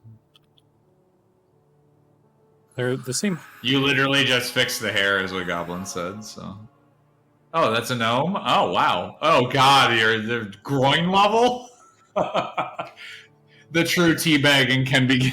I don't know what you must be way behind in the stream. For me? Dude, your stream keeps like slowing out for sure. Yeah, when my connection is bad, it just like it starts dropping and delaying. Yeah, it creates a huge delay.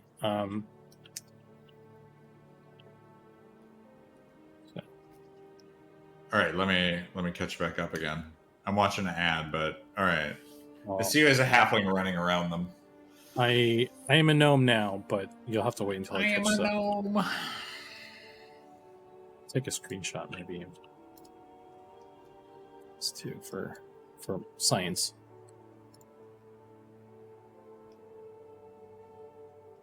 I mean, they should look similar, so.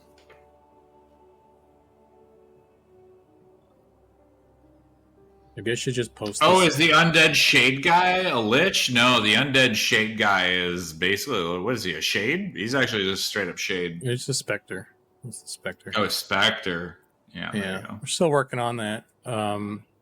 Some stuff I need to sort out with the shader still. I need to talk to Bjorn and figure out how to get that alpha feathering actually working, because it's still cropping stuff right now. So also, this guy doesn't have correct animations. They're supposed to kind of like float around and stuff. I'm using Zach's stream for audio, as you can stream for a million years behind. Yeah, so. Accurate. That's fine. Sorry, man. I don't know what the fuck to do about my streaming stuff, but yeah. Should I call up Spectrum and give him an earful? Should I just post this right into the Discord? I haven't made an art update in a while.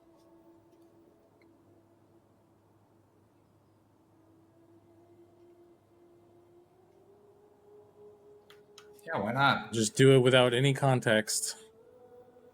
Here, we'll go for it. We'll troll the folks. There you go. Oh yeah, Tellin P99 said the character models have been great and charming where they need to be. I was surprised in the Wood Elf direction. They're very sharp and lanky, but it looks like their lore may have influenced that. Yeah, I would agree. We are doing a little bit of a more like beefing up on some of the Wood Elf characters in particular, but yeah. Yeah, I can show you guys a little sneak peek of that too. We just did a. Okay, everybody will watch Zukan stream. He's giving us sneak peeks to the new. You guys are seeing everything. Seeing the Lich, seeing the Deep Gnomes, Wood Elf update. If I can remember how to use the spell.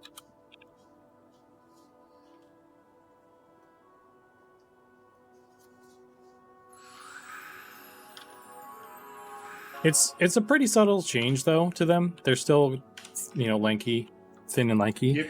We did kind of beef up the muscles, like the muscle area, like upper portion is wider, the neck is wider. It's like I think without like seeing a side by side, you wouldn't really kind of notice much. But it's a nice little change. Goblin did some touch ups to it. So approved. I think there's like some weird animation stuff going on with their thighs. We've had that thigh issue though with a lot of the characters though. Mm-hmm. Burrito throwing me a pug. What's a smug pug, by the way? That's the name of that. That's the name of that icon. Smug pug in it. Okay, so I want to go to dressing room as well and check out. I'm kind of grasping for straw. Like that, dude. I didn't expect to be done with that so quickly. I don't think. What does I do now? Yeah, like we can take a look at what she looks like with that little dress, because she's got that flare out. Ooh, yeah. Throw the skirt on.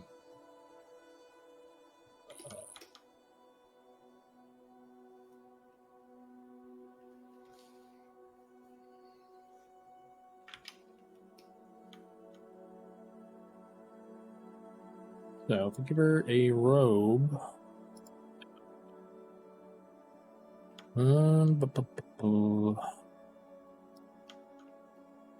Ooh, that doesn't flare out quite the way maybe supposed to. I don't know. Oh shit. Animations. Sir. Are these gnomes going to have the oversized eyes or more realistic? They will have oversized eyes.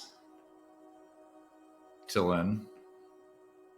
Oh, Art Variety Void. Heck yeah, man. Welcome. Hey, Variety Void. How you doing, man? And Craggy Ham, you said all the models are so unique so far. It's great. Yeah. It's fun to work on such like crazily different models. Helen, so the normal, we have two gnomes. We have the regular gnomes and we have deep gnomes. The regular gnomes will have regular eyes. The deep gnomes will have oversized eyes. Gaze. Yeah, I can show you the concept art. Goblin did say maybe the groin to come up a smidge on the characters themselves. Maybe the height of the crotch could come up.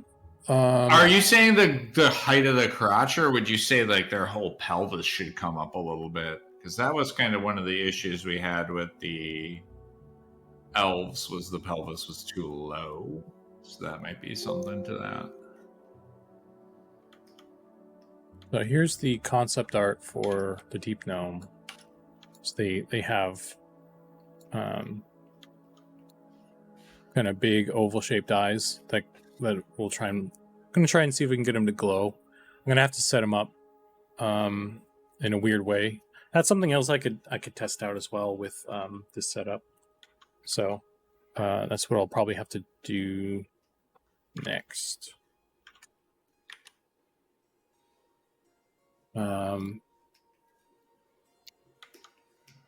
But maybe I'm trying to read this thing. I wasn't paying attention. Maybe the height of the crotches should come up a touch. Hard to tell if it's just rig.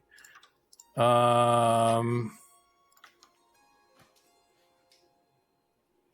don't think I don't think the height of the crotch has changed from. Like, I don't think the rig is doing anything weird with that. That's how they were. That's kind of what I was talking about. Is like it might be more of a because we did that with the elves, which was just like lifting up the entire pelvis area a little bit and not just do the groin. So that would be if that is the way we want to go forward. We might want to just do the whole pelvis area comes up a smidge, but yeah, just throwing that out there. Because that's what we ended up doing on the elves, which was lifting that up.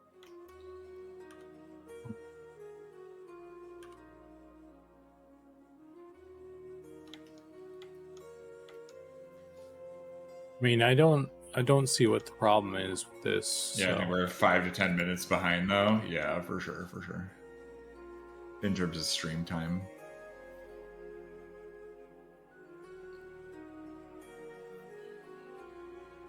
Actually give these guys Variety Boy just said if you need any tips on how to complain to internet companies, let me know. I just did the same thing like last month. So talk to Variety Void, Zukan, so you can get your internet not to suck.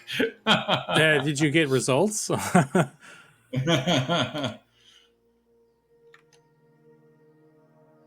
What is the other stream name? I'd like to be a little more current. Yeah, I don't know how long does the we're in share chat, so you should be able to, maybe you can find it, but I'll do another shout out.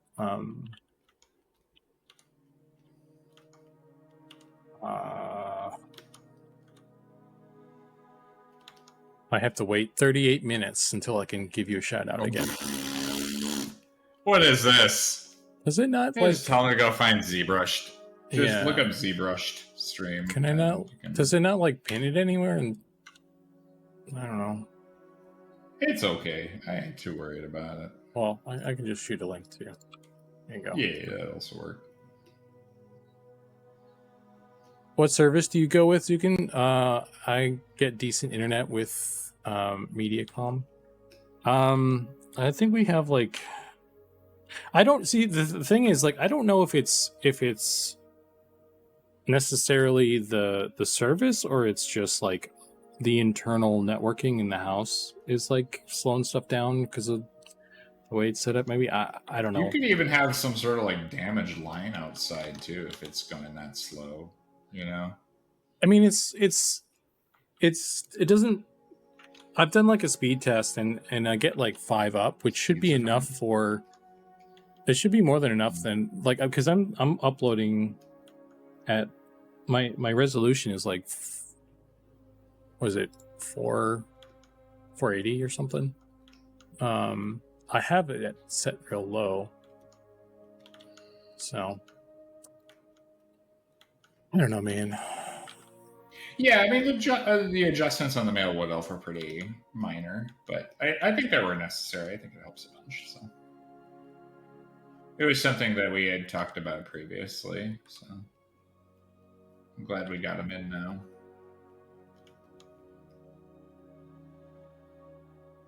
That's good. Glad you like it. Let's see. They came out and replaced the entire internet cable box my house is connected to. Oh shit! Did they charge you for that?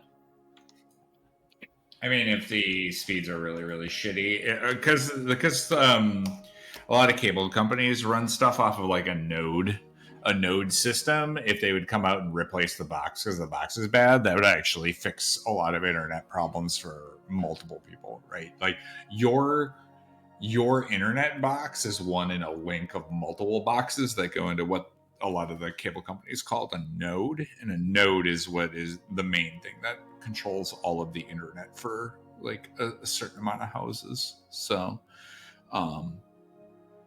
yeah, having your box updated only helps the other connections in the area. So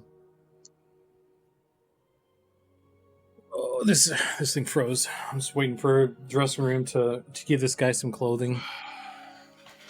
Oh, there it goes. So there's your little boy with a little backpack.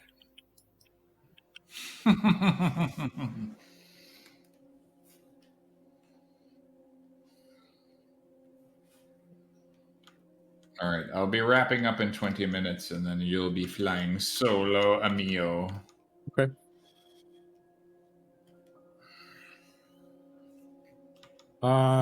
Hey, Goblin, you still out there? I have to wait 20 minutes for him to reply now. Oh, because I'm wondering about the skirt.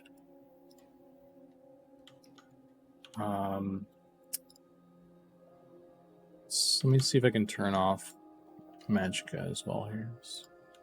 Yeah, okay, so that's not really doing a whole bunch. So I guess it could be that the weights are kind of funky on it right now, but like I think that's the one thing that I'm seeing here that's like it feels like it's way different.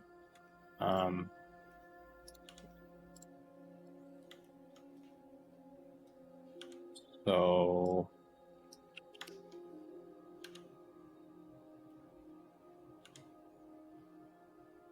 and I don't know if we want to try and get it to shoot out farther, or this is cool, this is good. No.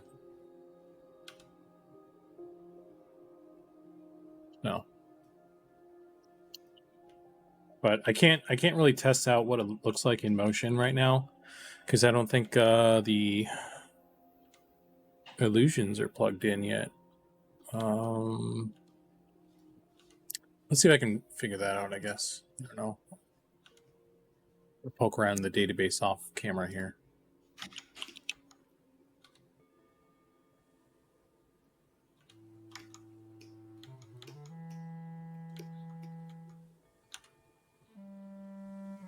I always forget. There's like 4 or 5 different like oh, here we go. There's like 4 or 5 different like ability tables in the database, and I'm like, I never remember which one is the correct one for illusions.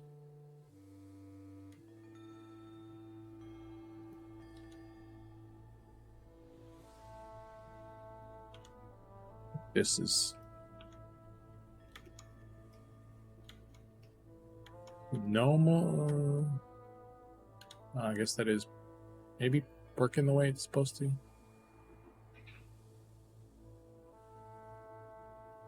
Yes, I don't know why it's not working then. Okay. I don't know, man. We'll just have to wait a bit, I guess. But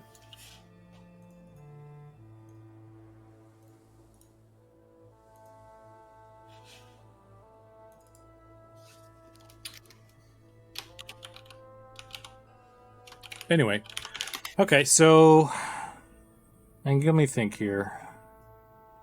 If I wanted to do the eyes, I'm gonna have to add a new material ID, or I just add in a thing like a card in there on top,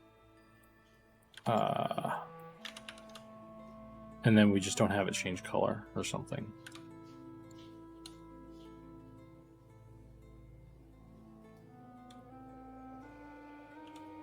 I'll have to play around with that.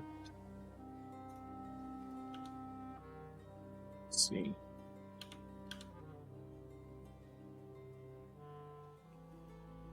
Have to be rigged. Go to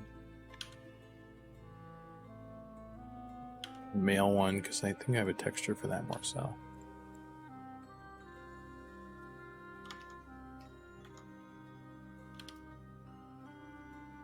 Rig. Grab some textures.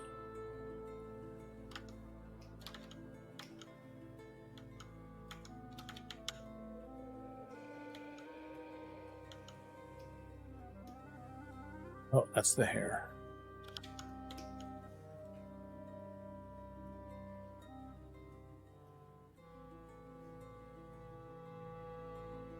Huh.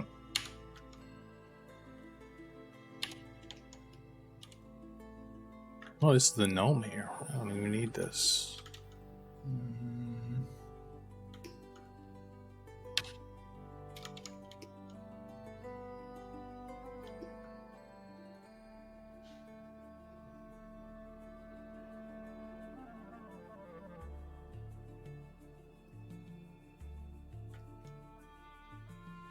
Wait a minute. I jumped into the wrong friggin' folder. There we go.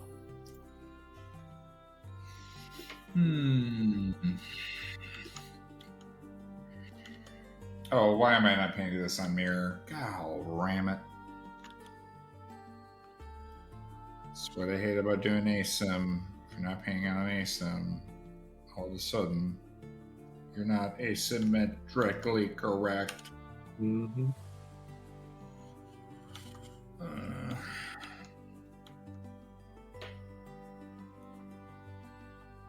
Loading. What's up, Kayla on TV? Oh no! Yeah, it's okay. We're good. We're good. It's one of those things where you're just like, I'll just fix it. Let's go here. Grab this. We shall fix.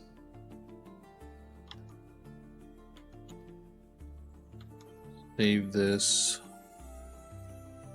PNG.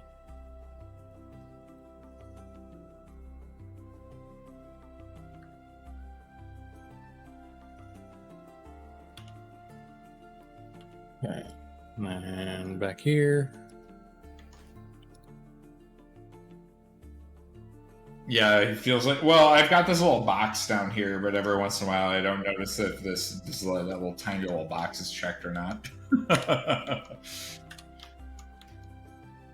Because like when you've been painting asymmetrically for a long time, and then you turn it off, and then you're painting, symmetrically for a while, then you jump off. You're like, oh, I forgot that I didn't turn that back on or off. It's fine. We're good. So I guess I just need to grab this whole thing, duplicate this, separate it, and then forward touch. I guess call it eyes, eye glow. Eye glow. If it's glows for the eyes, that would be probably the best.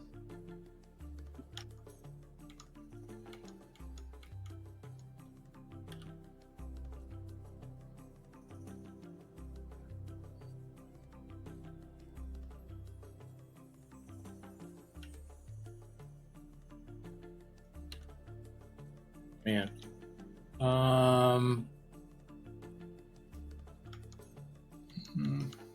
It needs to be animated too. Guess I'll port this way.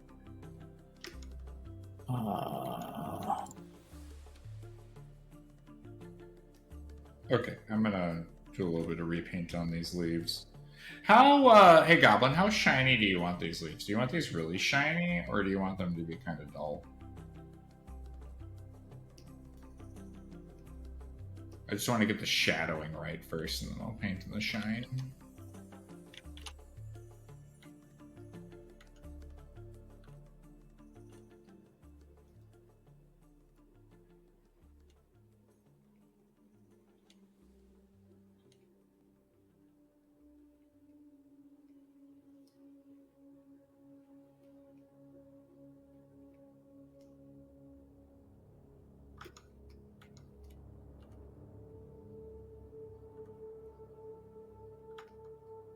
Maybe a better way to do this is just have little particles just on there.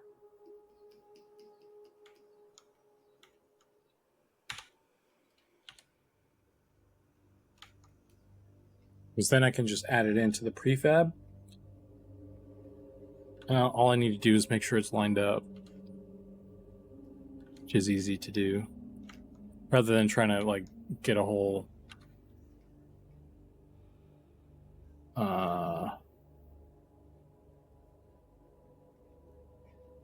doodad plugged into the system. You can see some shine on them for sure. Okay, cool. I'll put in a little bit of shine. Zukan, that looks so good. Keep it the way that it is. It looks so good.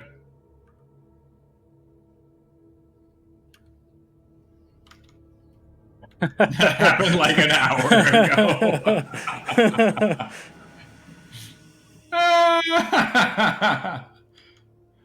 Screenshot that, please.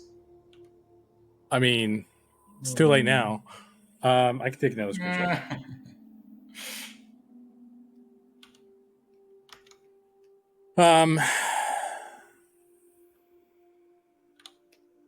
I don't know if he's listening to the audio as well at the same time. True. Probably not, because he answered you, right? Yeah, he answered me pretty quick, so. Yeah, I was at the time of that video, I was asking if the skirt was, because it kind of comes in a little bit, mostly because of weight issues. I guess the cloth seam isn't as big of a deal, but it could just be because the angle is not as dramatic as well. I don't know. But he seems to like it, so.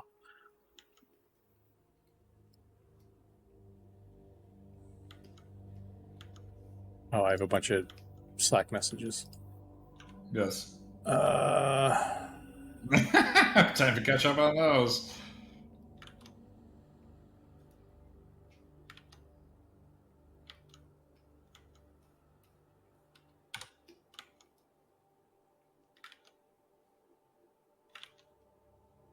Yeah, I think for the crotch thing, I think he was talking about like just pulling it up in the center to create like the sort of a triangle shape, I guess. But Sure. I guess I could try it, but I don't love that. Well, if it looks not so great, then we'll know.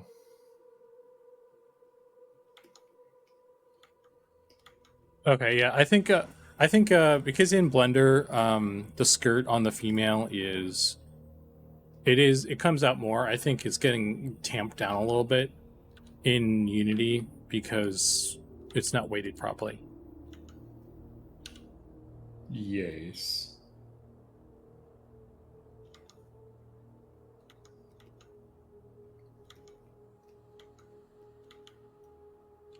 So I think that'll solve itself in time. Oh, thanks, God. Appreciate you.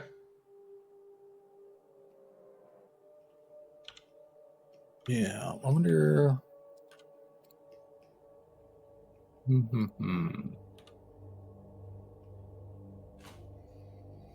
I just took this. I just made this. Oh, job. Take care, man. Later, buddy. Thanks for hanging out.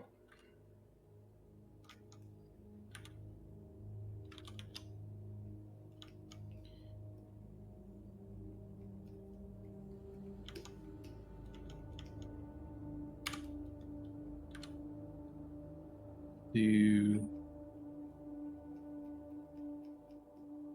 feather 25 pixels. Do a little solid boop boop. And then we'll do like a yellow something or other. That. You know, it's nice. I don't need to subscribe to you just because I get to listen to you when we're doing the dual stream, even though there's an advertisement playing. Yeah, wouldn't that suck if they like blocked the mic comms through their... Dude, that would be unnecessarily cruel. Yeah.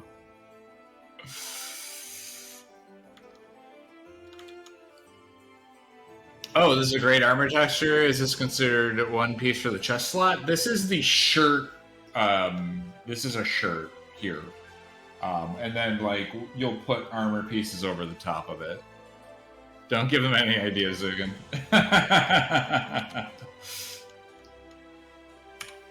Yeah, they do it too, huh? Oh, for sure they would. You know it. They're a corporation. They don't care about us. Prop. So this will be a shirt you can wear for... if you get the shirt in the Wood Elf area, you'll be able to wear the shirt. Anybody, I mean, I'm sure it'll be earnable in some way, shape, or form, so... Okay. Be it off of drops or quests or whatever.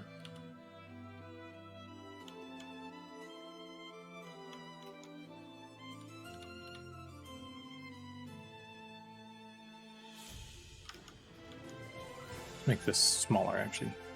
256. There you go.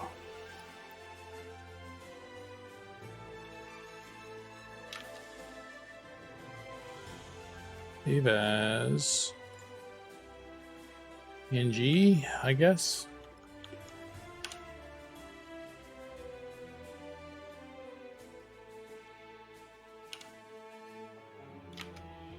All right.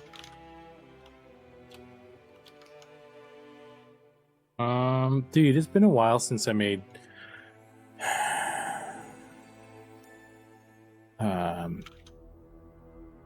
I need to make a little spell effect or a little particle effect. So I'm trying to do it now.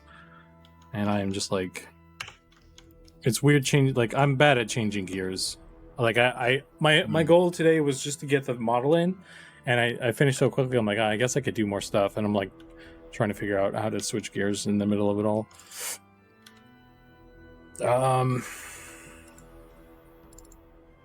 Let's see. Are you just trying to make a plane that glows, or are you trying to make a?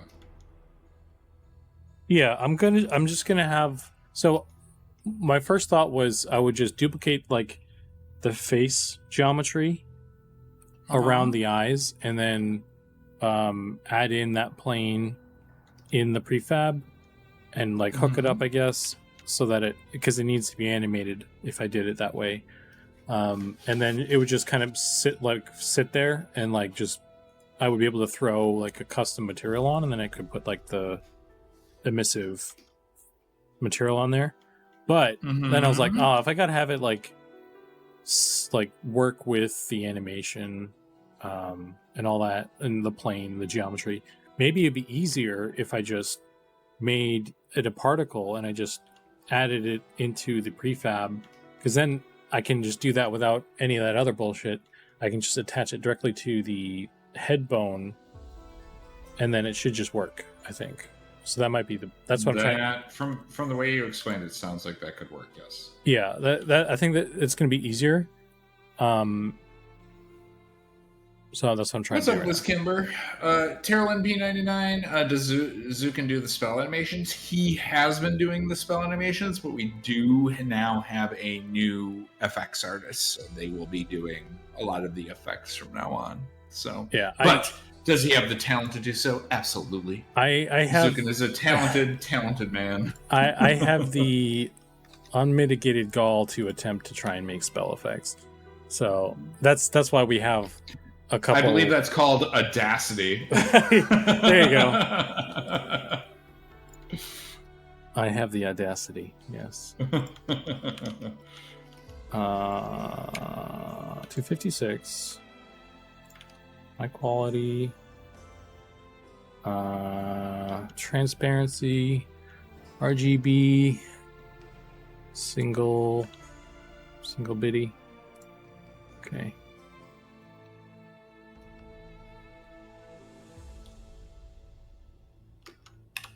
But yes, that's why Zukan kicks so much butt, because he's like, oh yeah, let me clean up this rig on this thing.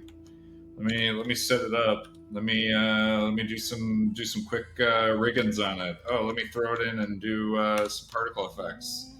Like, he's versatile.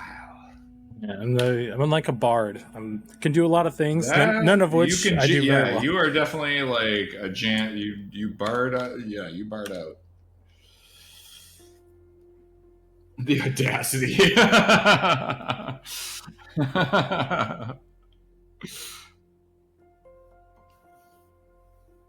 I worked on a ton of those for P99. Spent so much time modifying the client to look like the original Classic Particles.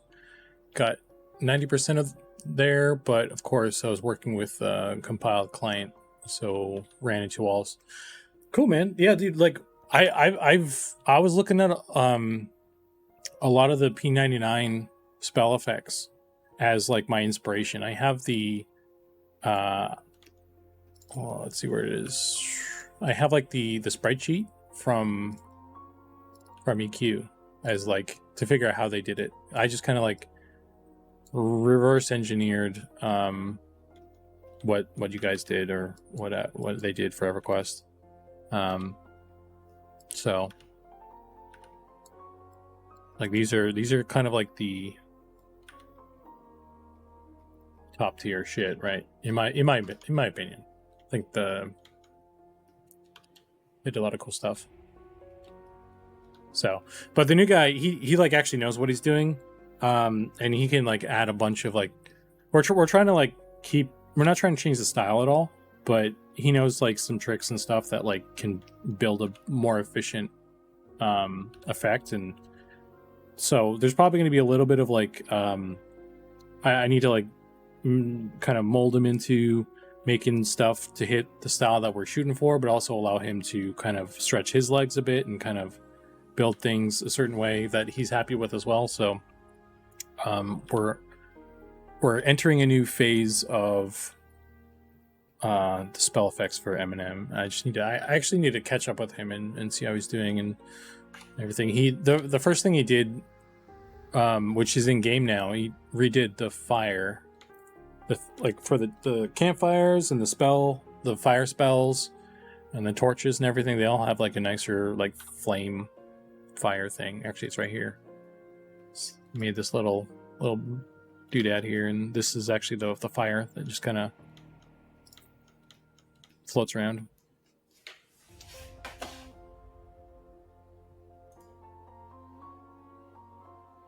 Oh, 3D code. That answers my question. Yeah.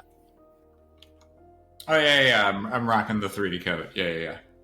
Okay. So, got this guy. Let me actually call this something. Gnome.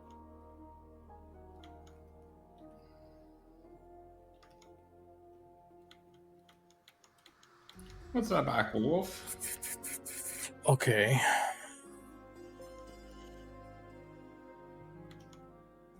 Dude, it's been so long, I'm just drawing a blank right now on like what to even do right now.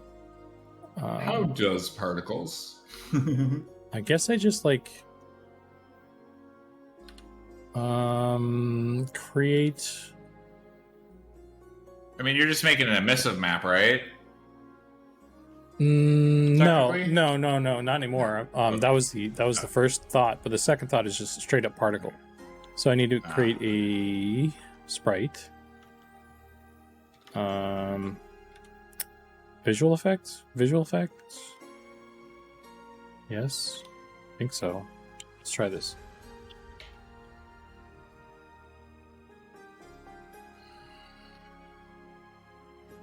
Yeah, this isn't right.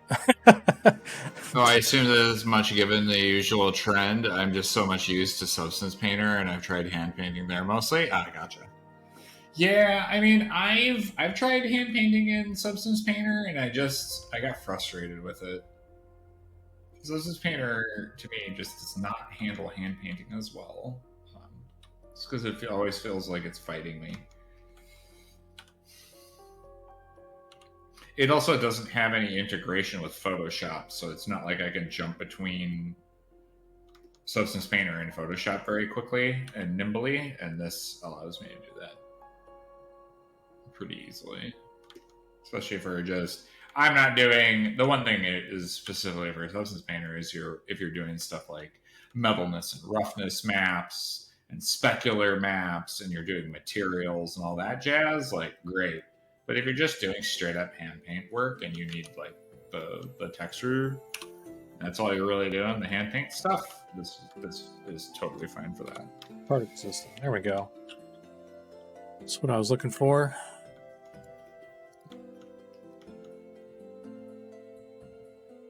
Get rid of this one. Now we'll do one. I did notice that the particle effect for the caster expires when the spell timer is up, but technically it should also wait until the character's spell animation is completely stops. If that makes sense. Yeah, that does make sense. Hang on, let me stop this thing real quick. Did you notice the particle effect on the caster expires when the spell timer? So that's because we do like the checking differently, I think. I think because I think in EverQuest they do like the checks at the end of the spell cast, but I think we do it at the beginning.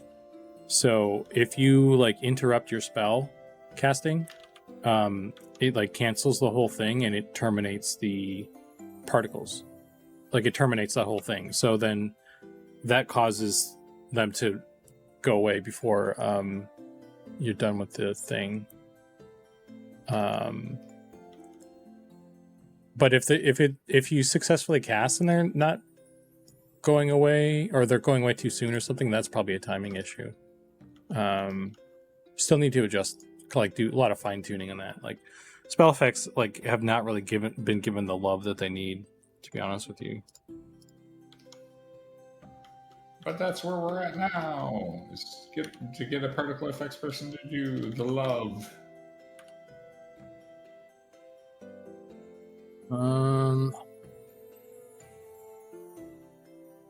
Okay. Oh, Wolf, yeah, 100%. I understand the blending is way better too. Yeah, no, for sure. I think there's some tricks I use, but to be honest, it's been a hot minute since you used 3D Code. Yeah.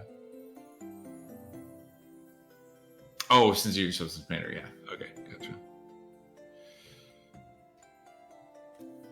Pretty flat style anyway. Well, I mean, the whole thing, but for that is, especially in Substance Painter, is you need to have the metalness and roughness maps to really pop stuff out.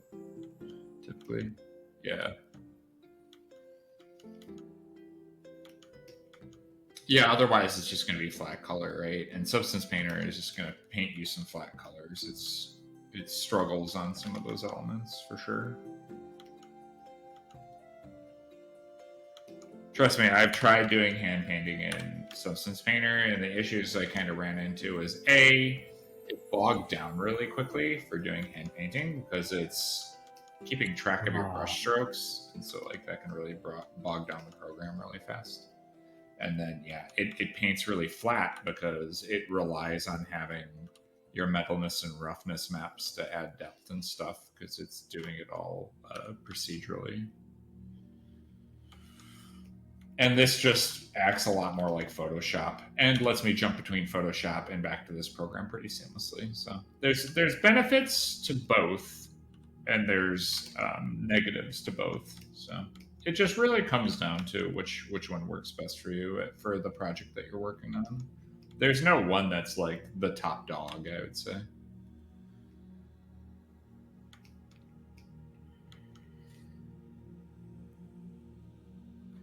Oh, you're working on a Hades piece? Oh, that's sick. That's cool. Yeah. Yeah, I was just working on a World of Warcraft shaman character recently, and it was all 3D coat and just ZBrush bakes to get my models and stuff. It was pretty fun. That was a fun little project. I'm gonna work on it. I'm about halfway through I'm doing a League of Legends character next. I'm making Yasuo right now, and I'm about halfway through the model. But I'm not doing a sculpt and then doing the texture this time because I'm just gonna hand paint the shit out of it in 3D coat, and it should be fine. I'm a substance baby.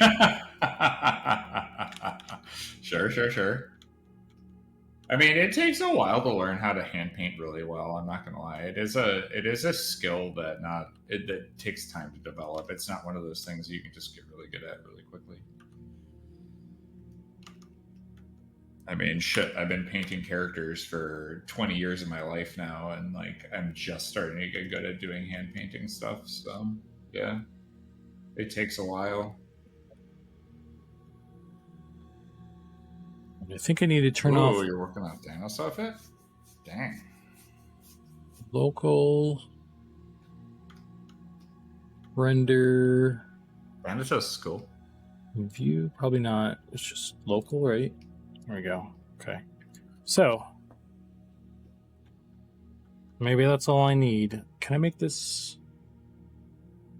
I will say one of the things to like really help you, Aquawolf, and this is something that like it took me a little while to understand when I was doing painting, is I always kind of start dark to light. Now that might not be the case here because I'm building off of somebody else's piece, but typically I normally start with a very like my darkest dark color, and then I'll fill that in, and then I'll start pulling my shapes out of that with my lighter colors, right?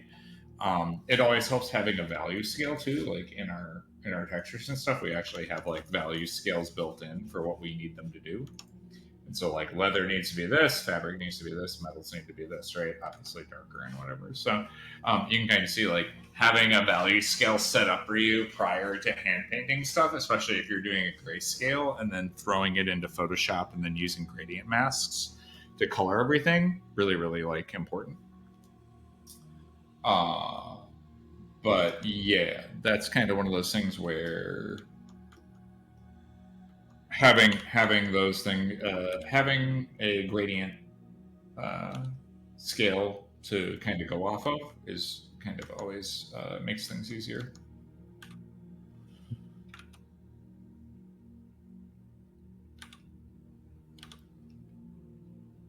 And then normally I go from painting my dark colors to painting my lightest lights. And then from there, I can always, if I need to, paint some darks back in to do shadows and whatnot. The other thing that always helped me when I was doing hand painting is remembering that everything is, like when you're painting like these leaves or cloth or wood or, you know, stone or metal, right? The primary thing to think about is what does the light, like how does light interact with those materials? Once I got my mindset built around how does light interact with the thing instead of what is the thing made of. That helped me a lot to make better hand painted textures, because everything is based around lighting to get specific looks and styles for things. And I can kind of show that real quick. Because like if I want this leaf to look really highlighted, if I want these leaves to look really highlighted, I'd want to start like putting in higher highlights. And so if I do that, I can kind of start making them look a little bit shinier by just laying in some highlight strips and stuff.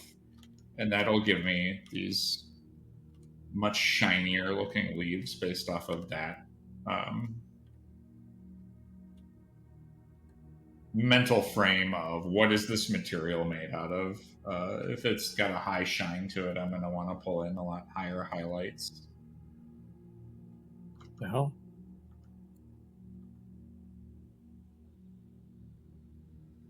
Okay, that might be an issue that it does that. This might not work well.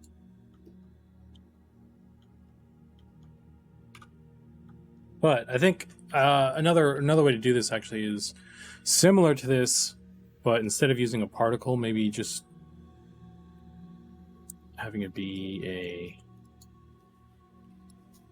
little plane that I just stick in there. So that might work too.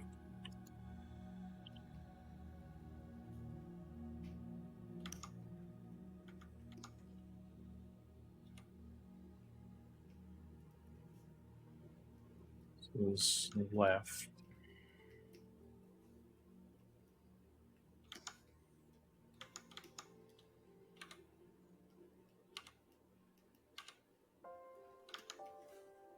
Value scares me. I really need to sit down and just get back to it soon. Yeah, I mean, again, just setting up a little value scale, something even like this, makes it pretty easy to just color pick off of that and go, this is the highest highlight that I can go. This is the lowest low light that I can go. And then kind of, then I can just blend in between there and get the shapes that I want. So it makes it a lot easier to stay within the range that you need to stay. A deep gnome. Let's see if that works. I'm 100% stealing that. Yeah, for sure. There you go. Take a nice screenshot of this, and then you can just do what you got to do. Granted, this is based off of what we're using for our values. Your values might vary. You might want to go, darkest dark, the lightest light, 0 to 100, right? We're doing this a little bit differently because we have different gradient maps or lerps. So it just makes so you can use that. So there you go.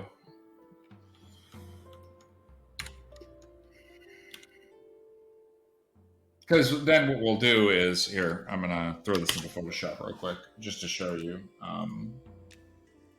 0, 0. Because I'm painting in grayscale right now, and a lot of studios do this, so let me run you through this little bit. So you get this in here, and let's say I want to make these leaves right here, I want to make them look green. And if I was going to do this in any other game, like typically you just make what's called a gradient map, right? So you throw a gradient map, that makes a new layer.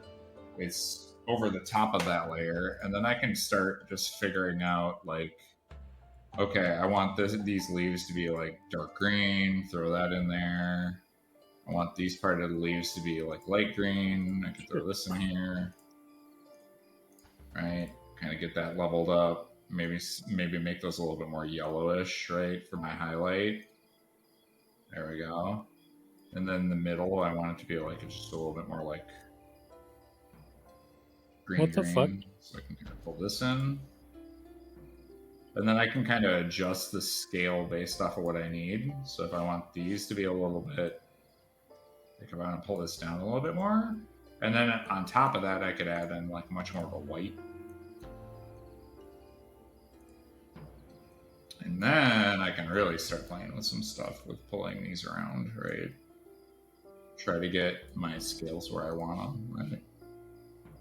And then from there, I can start making additional adjustments and layers and stuff. But now I'd have like a green thing, but that's all based off of my this color layer. And then if I save out my darkest darks and lightest lights, whenever I use this green on anything, it'll look just like this, right? So that's kind of the idea there. For doing our color values and stuff, because we're doing that in engine, right? So we just have to paint in our proper values and get everything looking nice, and then from there it'll look really good in engine. So that's why we have these little color bars.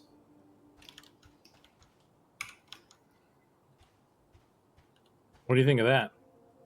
Of course, you gotta wait for this thing. No, I see the little eye thing. The little eye plane? That'll work. I got it done. You got it done? Oh, shit. If I refresh your thing, are you there? Are you doing the thing right now? No, it's still lagged behind. I'll send it. I'll do a screenshot. I'll send it to you. Okay.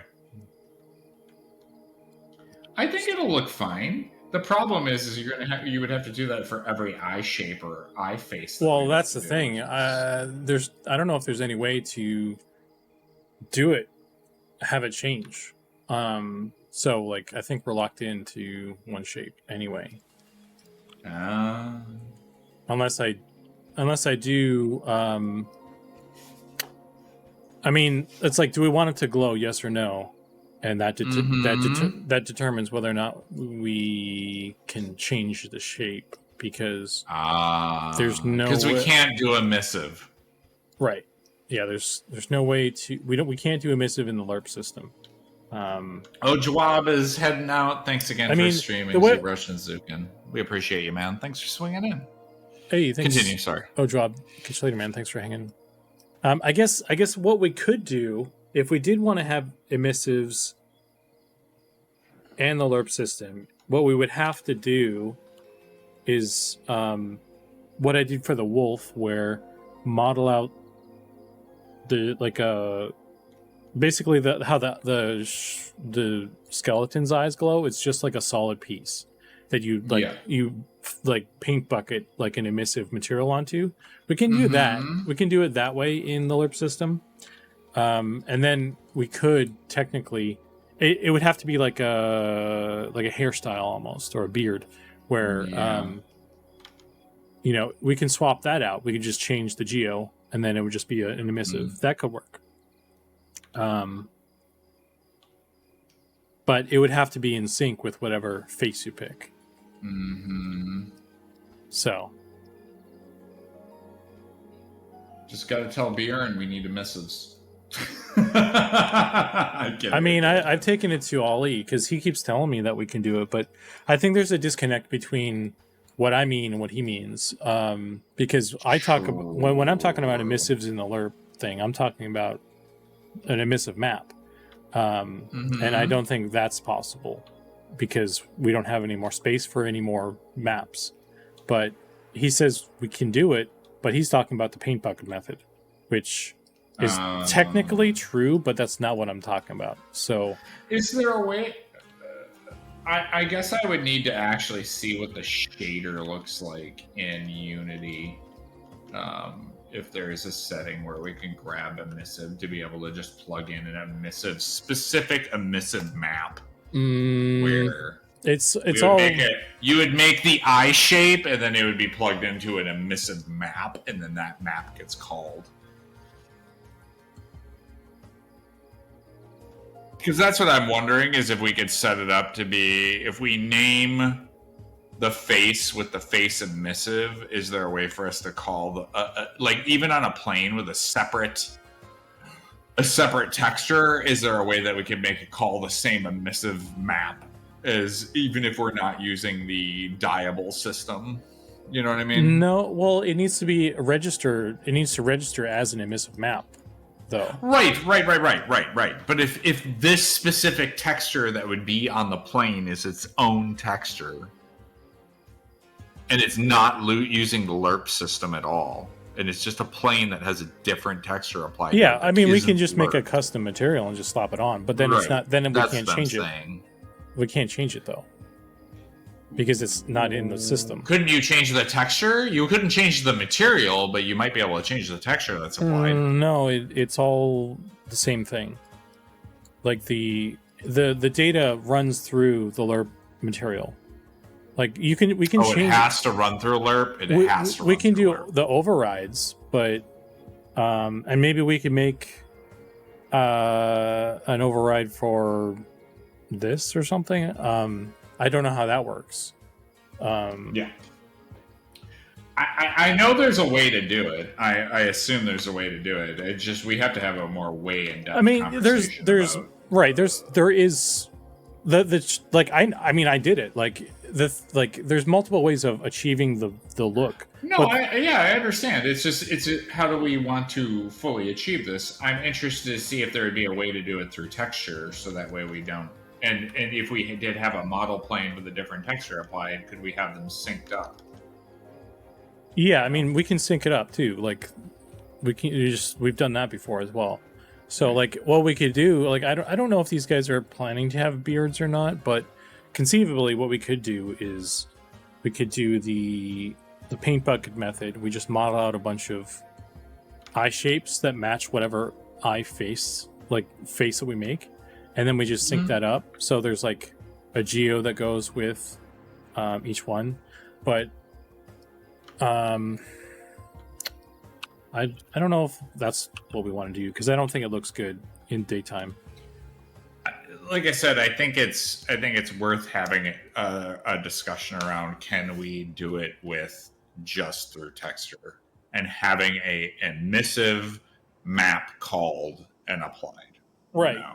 So that way we can just do it. I mean, yeah, it's worth bringing up again, but we've had the conversation. Yes. It's been brought up and there's been no resolution. So it's just I feel like this is another instance where I'm like, I've been asking about this and nothing's gone. It comes down to, hey, we need this thing and we don't really have a recourse forward. I mean, look at what happened with the alpha stuff. At least that got solved, right? So it's possible that if we bring this up this way, this will get solved, right? Yeah, I mean, maybe having this set up this way will start some gears turning. But exactly. This is another thing that's just like, wish you knew what the plan was, or Well, it kind of comes down to, sometimes people don't really know the solution to the problem before the problem is stuck in front of them. Like, it's plopped down on the table like a dead deer, right? Like, there you go, do something with this. So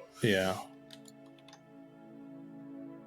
Well, hopefully, because otherwise, then it's just like a big theory craft session, and like we are doing, we're just coming up with different ham-fisted theories of how it could work. And until the rubber meets the road, sometimes it's hard to come up with a proper solution that we actually need. To find the solution. Yeah, it doesn't jive well with my my black and white thinking. Yeah, I know, man. But again, just go with the flow, my guy. I'm trying. We're riding the river, my friend. I'm riding, bro. Yeah. Alrighty, friend. Well, it is time for me to wrap up for the evening. I'm going to leave these good people in your good hands. Okay. So it is time for me to sign off. Thanks everybody for joining me and doing my artwork. Zukan's going to probably still hang out and do artwork for you guys and stuff, but appreciate you all for listening to our shenanigans. Mostly maybe my shenanigans. His shenanigans are more just normal shenanigans. So. But anyway, appreciate you all for being here. I'm going to end my stream. It should just kick them over to you, right? Or do I have to raid you or some shit? I'll just raid you anyway. Yeah, it wouldn't hurt, I guess. I don't think it automatically kicks folks over. Yeah. I'll just kick them over to you. So you're gonna have to deal with this guy. Of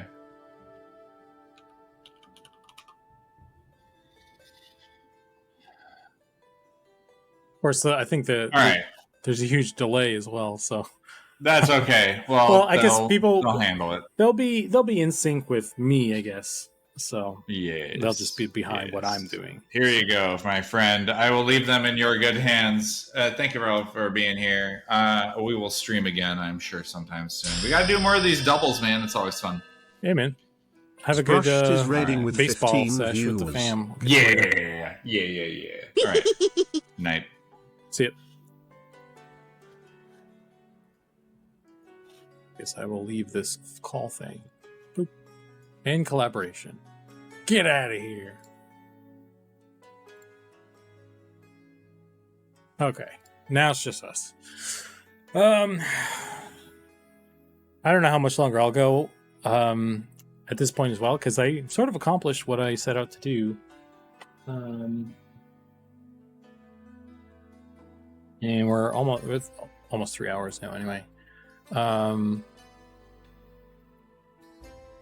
So I'm just kind of jumping back in here and seeing how things looked.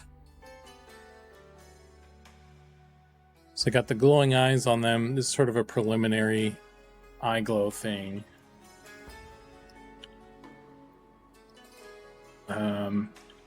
Oh, why does this keep changing? I need to fix that, maybe.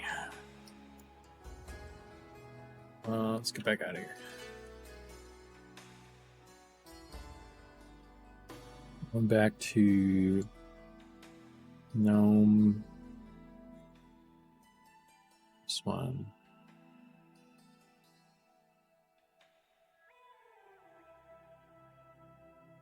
Why that other one? They're both kind of wonky.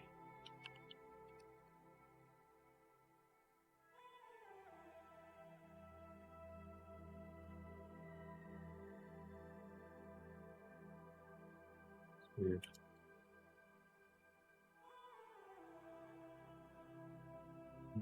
I don't think it's great that it flies off the side like that too. That might be this particle idea might not work because of this. Because it doesn't conform to the geo, like the eye. I think when we see the texture on here, we'll probably see the glow. So this plan might not work the way I've set it up right now.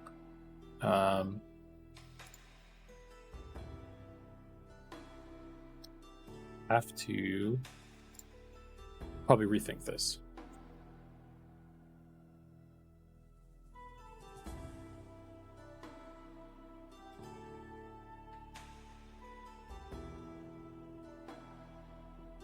But for the purpose of like testing out how stuff looks and getting screenshots for folks, I think this will be good. A good first kind of pass. I need to figure out. Do I still have the thread? I need to find the old thread I had, because I started working on these deep gnomes. Oh, here it is. And then I just got busy with a ton of other stuff and haven't come back to these guys in a while. So yeah, his eyes are not staying the way I want them to.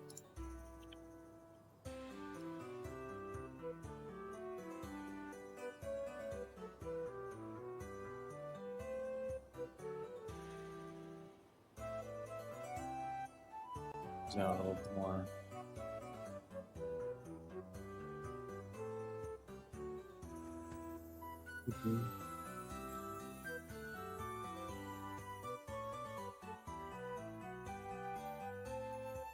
Let's go back in here.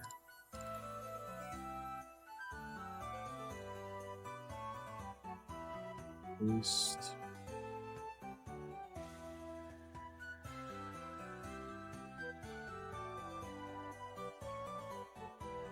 Probably a lot of issues with doing it this way, actually, the more I think about it. So, but yeah, man.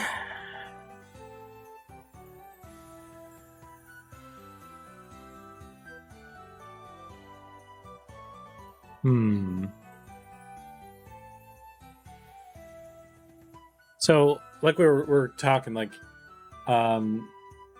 if we want to have like different eye shapes, I guess like one thing we could do is just have, like, when you change your face, like you swap, we were picking what face you want to pick. Maybe we'll have different eye shapes, and if that changes, then this sort of like glowy overlay needs to adapt to that, or it's unchangeable, and that means we can't change the eye shape ever because we need it to conform to the glow. So that's kind of what we're talking about.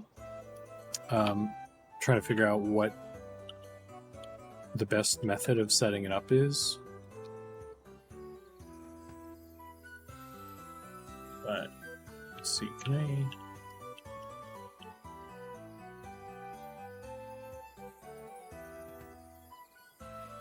Sir.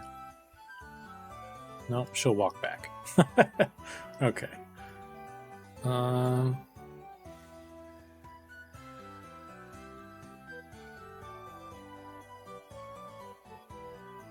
Summon my own.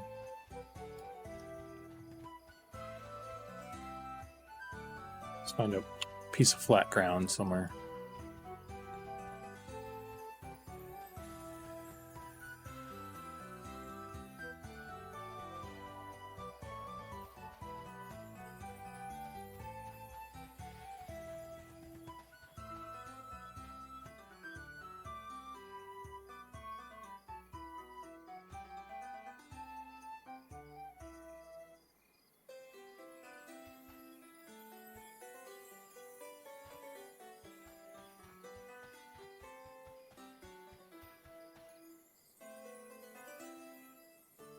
So there's a nice shot of our little boys and girls.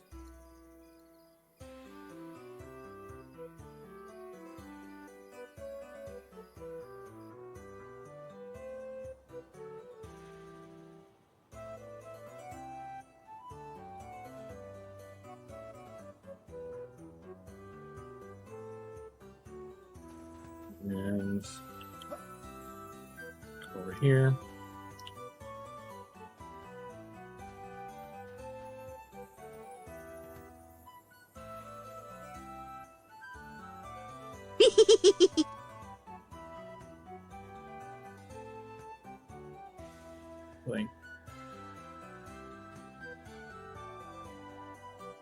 Hey, Swindle, thanks for the follow.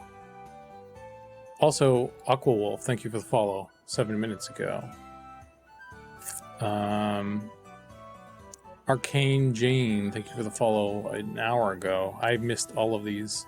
I'm not very good at like keeping up on...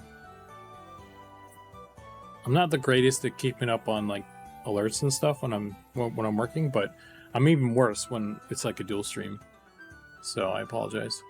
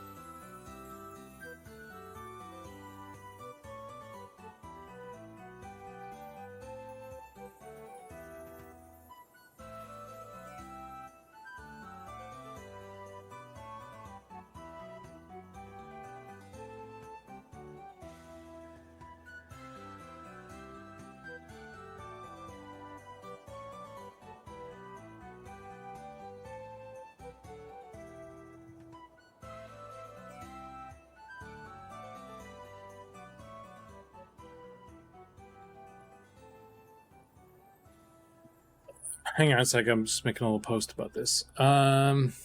Internally. Boop, boop, boo.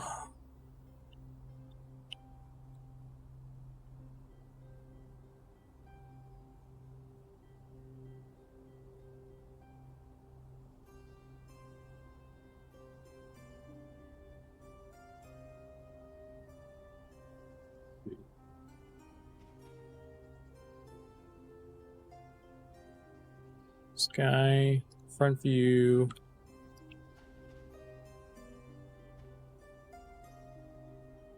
View.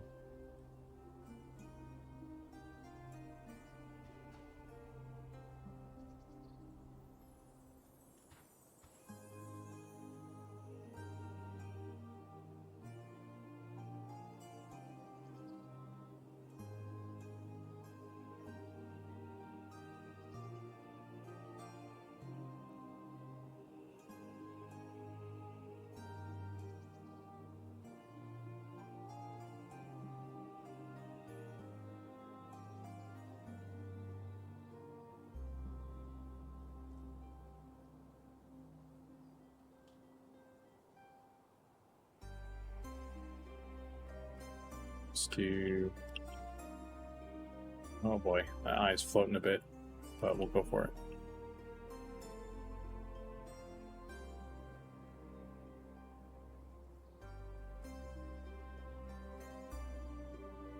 So there's something there for people to chew on a bit there. And like I said earlier, I've said multiple times, my goal for today was just to get the female kind of plugged in, and it went by pretty quick. So, I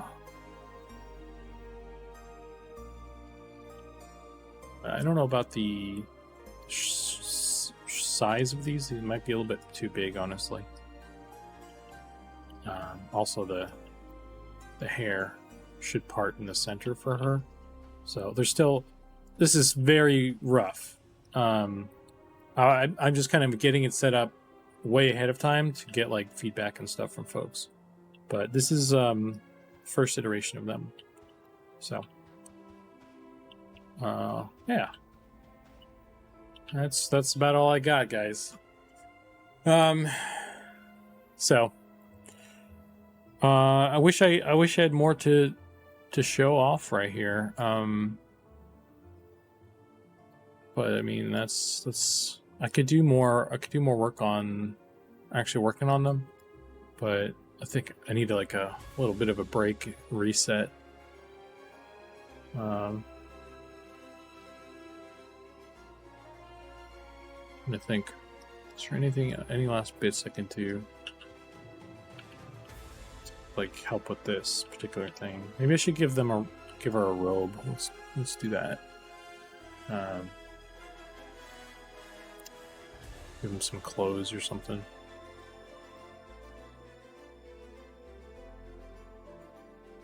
I shouldn't have hit that. That's unfortunate.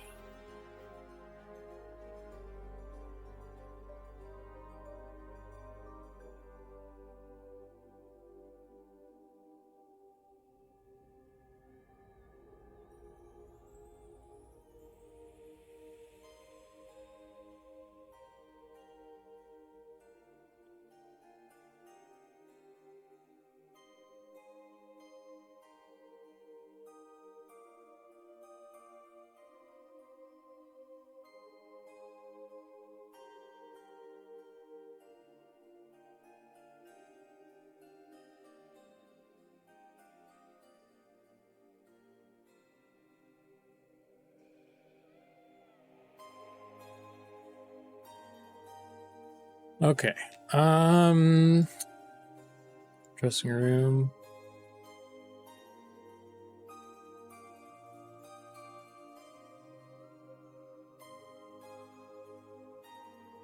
Takes a bit to load sometimes. Most of the time. All the time, actually. It's checking all the information in the database. So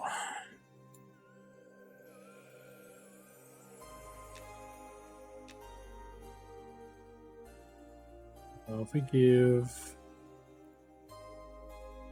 Gnome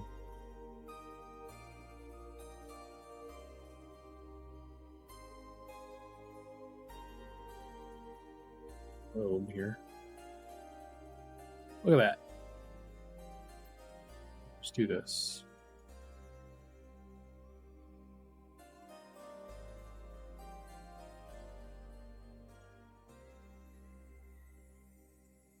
Yeah, that was easy. Should both have a little robe now.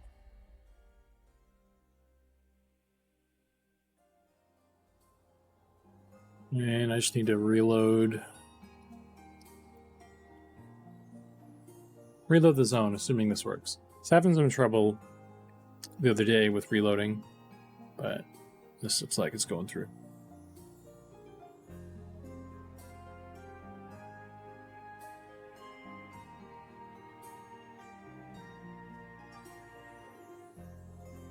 Go.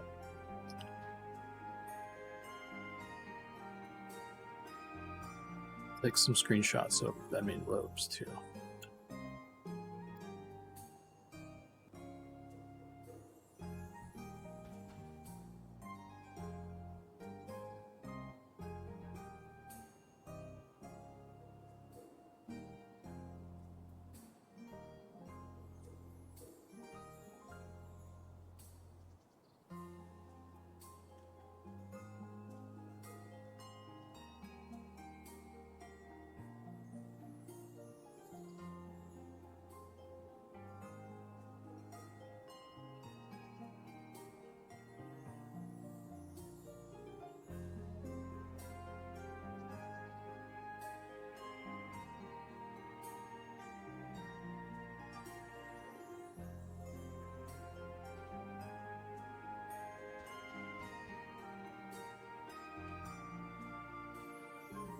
There's the one on the far right that bugged me, officer.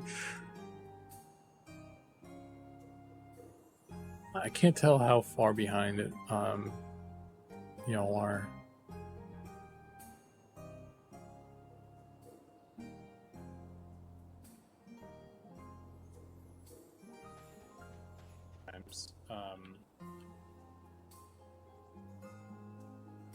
Man, what's the source? Oh, 720. Man, maybe I need to go down to like 480 or something. Sad times.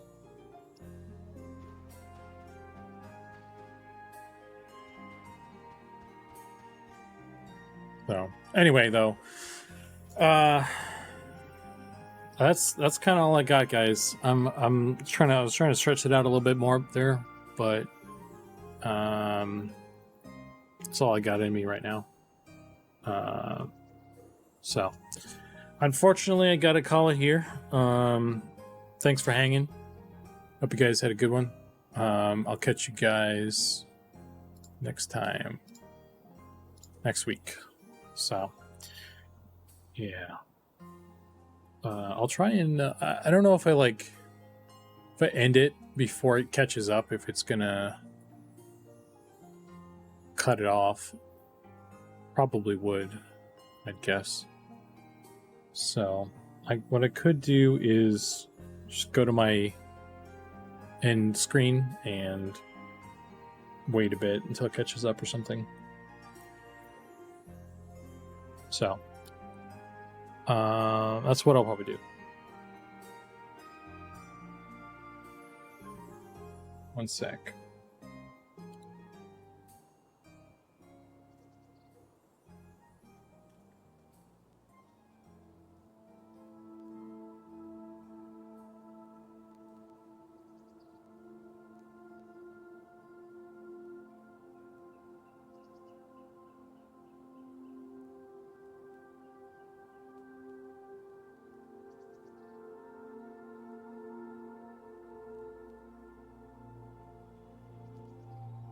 Okay, so yeah, thanks again, guys. I'm gonna hit the button here, and then I'll wait a bit. Hopefully things work out. If not, there's always the VOD that you'll catch this, but you won't be able to hear me saying this part because it will have cut off if I did it wrong. But there you go.